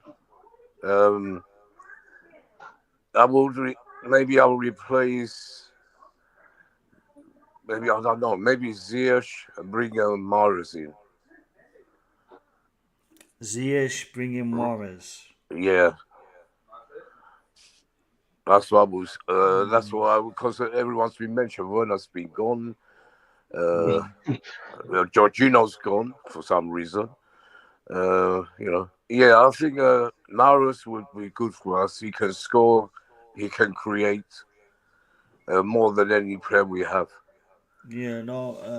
Riyad Mahrez is very, very good. Very, very good player. Definitely an upgrade on Ziyech. All right, let me bring in Couch. Yeah, I got three. I don't care if you only said one. I'm taking three. Oh, come on, one. Hey, hold on. You're gonna leave. What about Let me just do it. If you were to do three, do one now. Then I hear from Max. Me do one I'll next. I'll come back to you. Run out of players. Man, what kind of arms race business is this? Let me just get the three off and done it, man. No. All right. You want to do three? Sit tight for a second. Yeah, that's not fair on Max. Okay, exactly. Yeah. Well, I like that. Let me go for Max, and I'll come back to you, Couch. Go on, Max. Right, okay. I'll get rid of Azpi. He's seen his day. I know he's been the captain, but I don't want to see him end up like Branislav Ivanovic, where I've seen it before with him. Marseille Desailly, bless him, played a season too many, and I've seen other players just play one season too many. His legs are going a bit, and I'll replace. Yeah, Gary Cahill's another one. Yeah, I'll replace him with the guy we've been linked with for a while now, and that's Jules Koundé. And Koundé can operate as a right-sided centre-back or also as a right wing-back, and he's quite versatile and can play in the midfield as well. So that's my pick. I think Koundé is a perfect replacement for Azpi. Yeah, that's a very good shout. Very good shout, and very, very possible to happen. Yeah, I have another one as well. Potentially, you gotta wait. You gotta wait for Couch. But I was before Max, though. You did yours already, though. Wait, hold on. I did mine. I want 7 players. Then, if you can. Eric, you went first, Eric. Oh, I did. Yeah, you're right. Yeah, you did. Yeah, it was such a long time ago. So more names came to the fold. I'm saying this. I think we need to get rid of Lukaku, and I know this is not for the future, but I would get Lewandowski in here. For the future, I'd get rid of Werner and bring in Nkunku, Christian Nkunku. Is it Christian or Christopher? Yes, Christopher. Christoph or something. Christopher. Chris Nkunku. Yeah. Chris. Yeah. And then in the midfield, I'd bring in Tchouaméni myself, and I would probably get rid. It's so hard because, I get rid of Jorginho. I just think his time's come too. But those are the three that I think if you're building you're thinking about the future, as much as you think Lewandowski doesn't have much of one, he's the one that will stabilize some of these other guys too and give them somebody to work off of. Yeah, I really, I love Yeah. Lewandowski to come. I'm gonna teach do- our young players something, yeah. I'm going to do something, and this will be the last thing we do before we sign out. I am going to build Chelsea's potential 11 next season. All right? Can we build a 16? Can we get a squad? A squad. I'm not sure. I'll try. Can I build a squad? Does it give me a squad? Hold on. Yeah, and Couch only gets to have one option since you had 3 options just then. Can I just quickly say, guys? I think Benzema would be my number 1 pick for a striker. You're changing your pick now. I think. What's going on No, here? I'm not. No, I'm not. I still want Sterling, but I want Benzema as well. How old is Carabao? Yeah, but he's not available though, is he? If Mbappe comes, All right, in, we is can he do it. available? We can do a bench. That's We can do a bench as well. Getting We can do a back bench on a as well. 3. You got a bet? What Yeah. stops us even going for Mbappe? Yeah, I let's don't go want for to him. see it. What? You want to see him, Nick? Do you want to see him? Come on, man. See who? All right. People. No, hold Nick on, just hold said on. he doesn't want to see Mbappe at Chelsea. Really? Hold on. People in the chat, listen to me. We are going to build a squad together. All right? Me, my panel, and you people in the chat. Now, what we're going to do is this. We're going to pick the players. Now, the squad isn't necessarily key. It's the players that we're going to be bringing in that I want you guys to vote on. All right. Now we're going to have a squad and a bench of 7 players. All right. What formation? So, we're just going to do 3-5-2 as a formation. So actually no. But I think if we get the right personnel in, like a proper holding DM, I think we could switch to a 4-4-2 or 4-3-3. No, Max. What I'm going to do, I'm going to go for the 4-2-3-1 setup. So it gives us more in respect to attackers. I'm trying to find it. Where is it? 4-2-3. 4-2. Here we go. That's the. No, I'll use the other one because that's this one. Okay, so what we're gonna do is this. When we pick the players in the current squad, first I want to know the players we want to bring in, or shall we do the current players? Let's do. All right, this is what we're gonna do. In goal, are we gonna replace Mendy? No. No. We all agree we're not replacing Mendy. Do you guys think we're gonna replace Kepa? Yes. I don't think he's going, you know. No, I think he's staying. I'll bring in Baxter, who's our. Yeah, he's got too much left on his contract. Yeah, Kepa's staying. No, I think Kepa will go. He's No, not he has to go. too expensive to be put on the bench. Yeah. I'll bring back So Baxter. if Kepa's going, who would be playing as our number 2? Baxter for me. He's a guy who's on loan at the minute. He's had a brilliant loan spell, and Baxter. yeah. Nathan Baxter. Yeah. Let me see.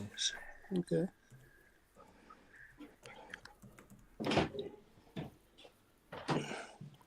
Have I spelled it wrong?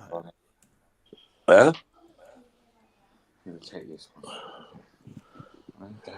Okay, he's not on here. He's out on loan, that's why. Yeah. He's Yeah, where is he? Is it Coventry? Where's it? Where is he? Huddersfield? I've forgotten where he is now, Max. Where is he? He's put a tweet out yesterday. He did an interview. Oh, what's the club? Give me a minute. He wants to come back, doesn't he? He said he wants to come back. Yeah, he's had rave reviews though. Give me a minute. I'll tell you what club he's at. Sure. You know what? I'm just gonna stick in Benatelli for now as our number 2. Yeah. Yeah. All right. He's at I'm Hull. gonna find He's him. at Hull. He's currently at Hull City. Okay. Yeah. All right. So we're gonna stick Benatelli in because we're gonna think that Kepa would potentially be gone. All right. Now right back. Is our main James. right back going to remain to be Reece James? Yeah. Of course. Yeah, James. Yeah. All right. We definitely need backup for that position.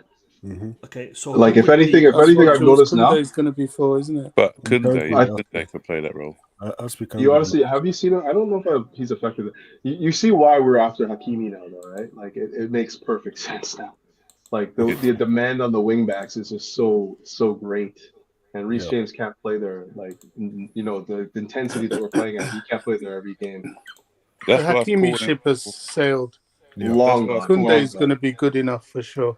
Listen, that's why I was calling for Trippier. That's why I was calling for Trippier in January. People are Good laughing. shout too. I think if Trippier had come, he could have covered right and left. Yeah. Yep. Trippier would have been a good option. People were saying he's a bit old, but I don't think he's too old. And he's got leadership qualities as well. So I think it would have been ideal in January. Who do you think we're getting? Who do you think we're getting though? All right. Koundé is going to be our centre back, or are we going to play him as a?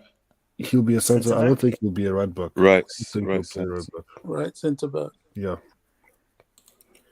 Right. So we're going to have him in here, or we're going to have him in the bench as a. We'll have him on the. to He's got to James? play.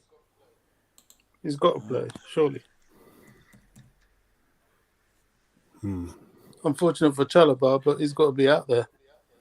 This might be the most difficult part of this whole thing, the back line. Why? So who plays beside Koundé? It'll be Silva. Silva, Silva for sure.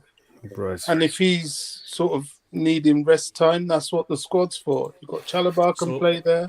So we're putting Chalobah on the bench, right? We need one more. Ampadu, when he gets back, he can play there. Okay. And we probably buy another centre back as well. I don't think we're going to stick with we'll probably get to and Even Koundé can play there as well. Lots of people can play central centre back. I mean, this is assuming that we're playing a back four, right? Yeah. Yeah. Left back. Ben Chilwell.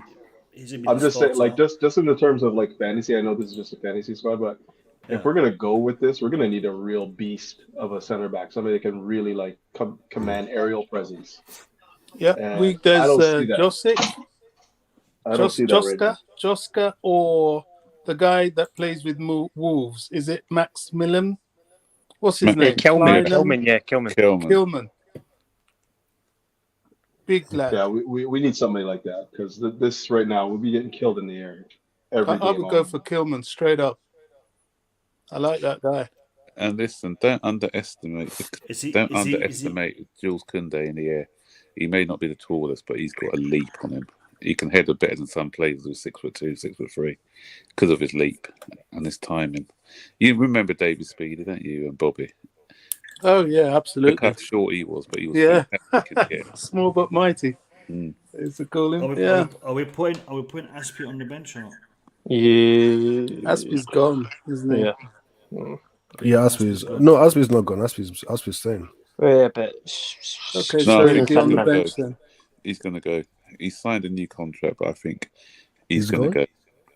Yeah, I think we'll just get a bit of money for him. Do you reckon Marcus Alonso will stay? No, Barcelona want him as well. So who do you reckon will be the second option then? Cucurella? Give me a left back. Cucurella. So if Cucurella. Yeah, I'll go with that, Chris. Cucurella, love that. That would be nice. From Brighton. Yeah. Yeah. He's going to be our backup player. Yeah. So if we sign, if we sell Azpi, then who will the club captain be? Will it be Reece James? How do you spell Reece James? Declan Rice. Yeah. Sorry, what did you say? Sorry, Mo? I think it's Cucurella. CU what? CUC? CUCR. There he is. CUC Cucurella. Right. Okay. Yeah, I'd love Reece James to be captain. He's got it written all over him. He just never really drops in his form. Like he's always 8, 9 out of 10 for me. Consistent. That's so crucial. Tell me if you agree with this. Yeah, Silva. Yeah, I agree with that. Ooh. Yes. No. Yeah. No. So who's that? Rice and who? Kovacic. No. Yeah. No. Yeah, I like Rice, and I would say Kovacic would start. Yeah. I don't want Uncle Ben's Rice. I would. See, I would what is play this? a. What is this, man? I would use a single pivot actually. If Rice can play a single pivot, I would play a single pivot and then I'll play Kovacic on Kante. Rice doesn't fit Chelsea Football Club, so Tchouaméni. many. Okay. So you're playing. What's your thing with Rice, Nick? Because he plays for West Ham. He's overrated. He's too overrated. No, he's not. He's good. He's much better and he's cheaper. Who, Tchouaméni? Yeah. Can I just ask you a question, Nick? How many times have you watched Tchouaméni at Monaco? Yeah, I watched him at Cardiff So a few one times. second, Eric, is this what you're talking about? This kind of No, it's like for me, I like Tchouaméni. 4-3-3. You know, Right, I get you. He's more skillful than Rice. Yeah, but come on, look at what Declan Rice does in West Ham. Quality. That's West Ham, man. That's West Ham. Yeah, but so he's performing. A team who are on the cusp of a final of the Europa League. If they lose it 2-1. It's not just West Ham, though. He's one of England's best players as well. I don't know, but I don't know. I just fancy Tchouaméni for Chelsea. That's all. Oh, really.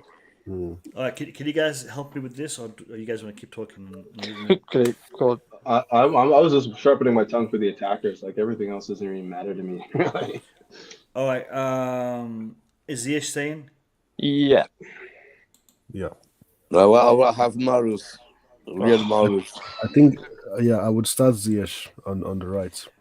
You start Ziyech. Oh yeah, he's back four in it. Yeah. Is Mahrez available though, Nick? Is he going to be available this year? He's only got he one. Might be available. Mahrez is available. Mahrez is available because he's got a year of a contract. Mahrez so isn't. Yeah, and he seems to be reluctant to sign, so there might be a chance. How old is he? That'd be a good chance. That'd be a good. He's like sign. 30. I think 31.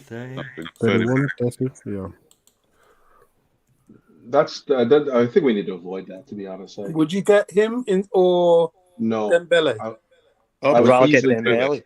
Dembele for sure. We need to play with pace, man. He's We versatile. can't think that Yeah, these, Mahrez like, is old, 31. tired players that you need pace. That's how you win in the Premier League, man. You I can't think play with pace, Dembele is a better shout, I'm and he's looking- somebody that Tuchel Oh, without likes. doubt. Without He's- doubt. He'll be a free as well.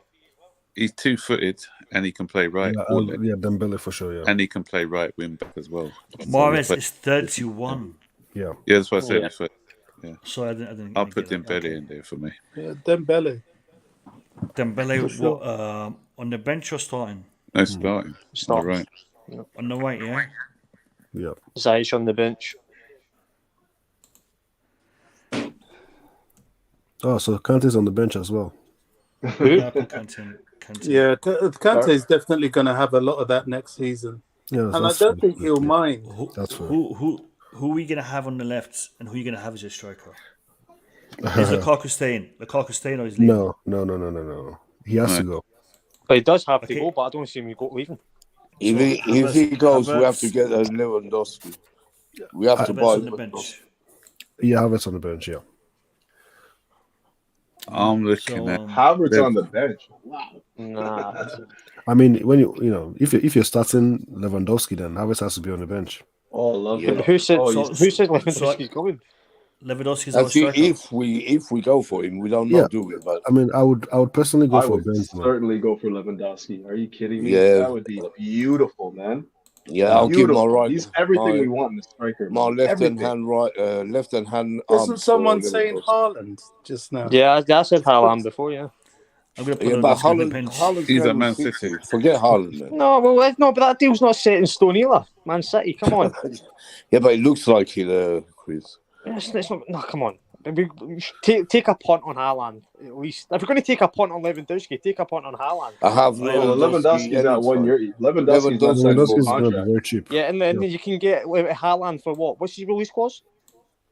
67 million. Yeah, exactly. You've got to take a punt on him. If we're going to take it on Yeah, Lewandowski, I mean, at least if take on I Haaland. thought it was attainable, yes, but I don't think that that's attainable at this point.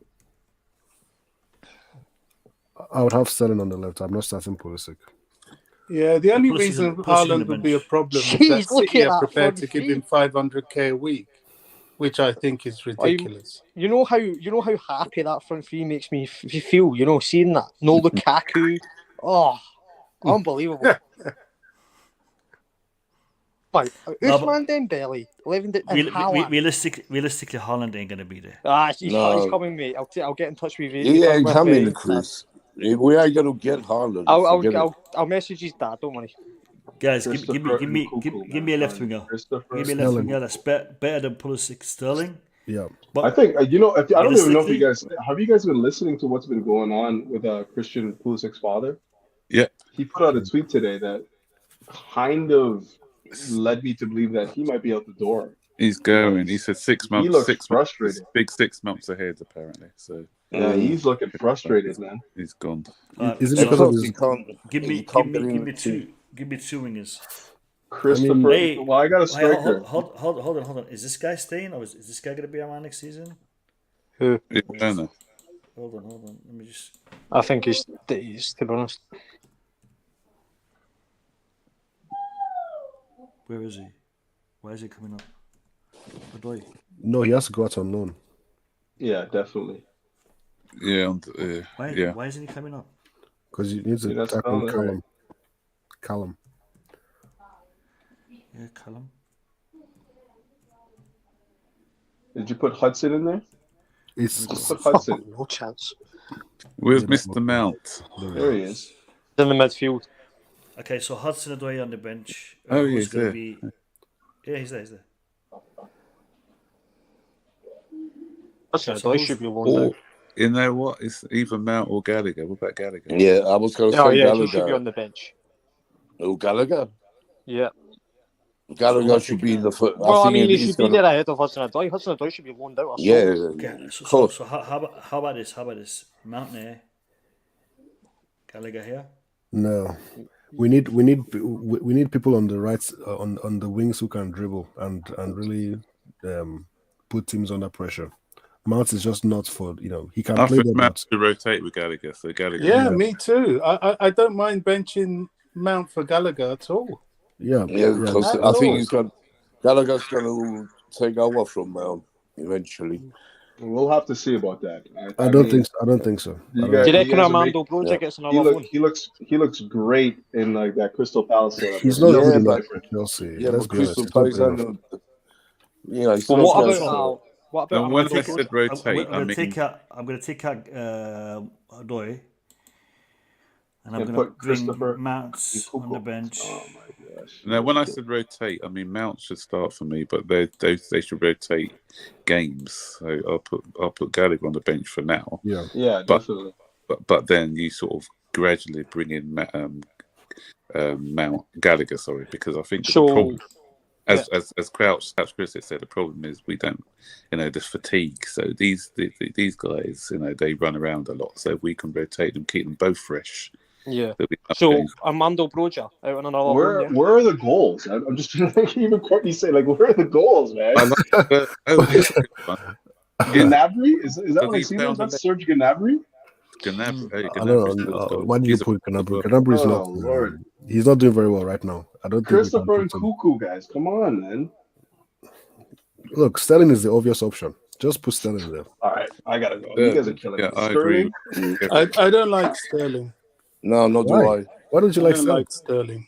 He's Sterling's not a good player. No, he's not a Chelsea player, man. Well, He's not good. You know how many chances that guy gets and fluff? He's not even good against Chelsea.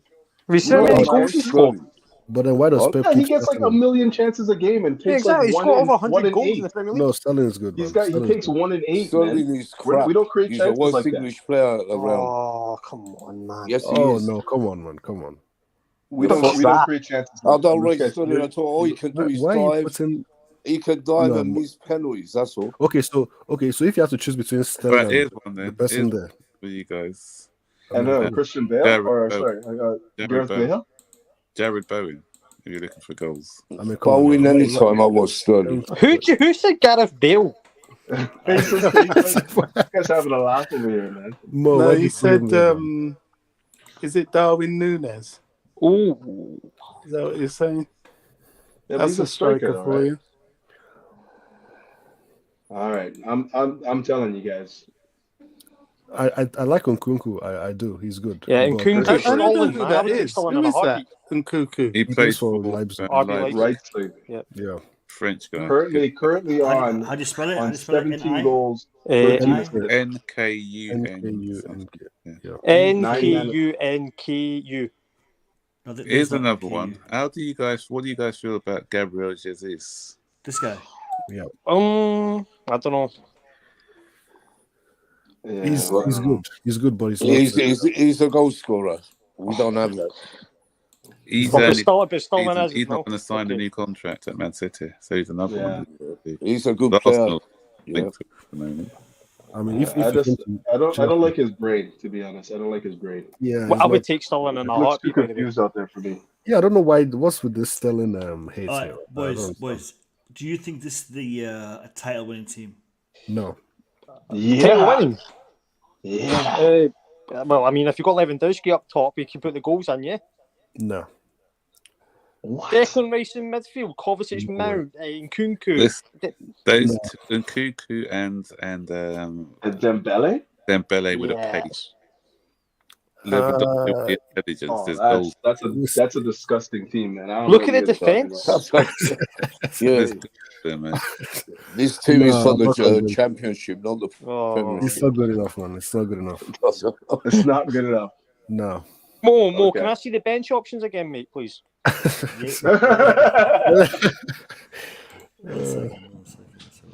So, are we all in agreement that Abroja is going to go out on loan again, yeah? Yeah, I think so. Okay, the bench, Chalobah, Cucurella, Kante, Ziyech, Havertz, Conor Gallagher, that much improvement. You know who else I'll buy for the bench? Boubacar Kamara from Marseille. Ooh, good Kamara shout. can play centre back or Good hold midfield. He's a free transfer as well. Quality player. Yeah. Good, mate. Mo, I'm happy seeing this team. I'm much happier than I was about an hour ago. Much happier. We can do a lot more with this team. Let's be honest. We can do a lot more. But all right, guys. Yeah. Let's do some maths. So on the bench, what happened there? On the bench, how much would Cucurella cost us? 40. All right, let's say 40. Kunde. 55. So we're on 95 already. Yeah. Declan Rice.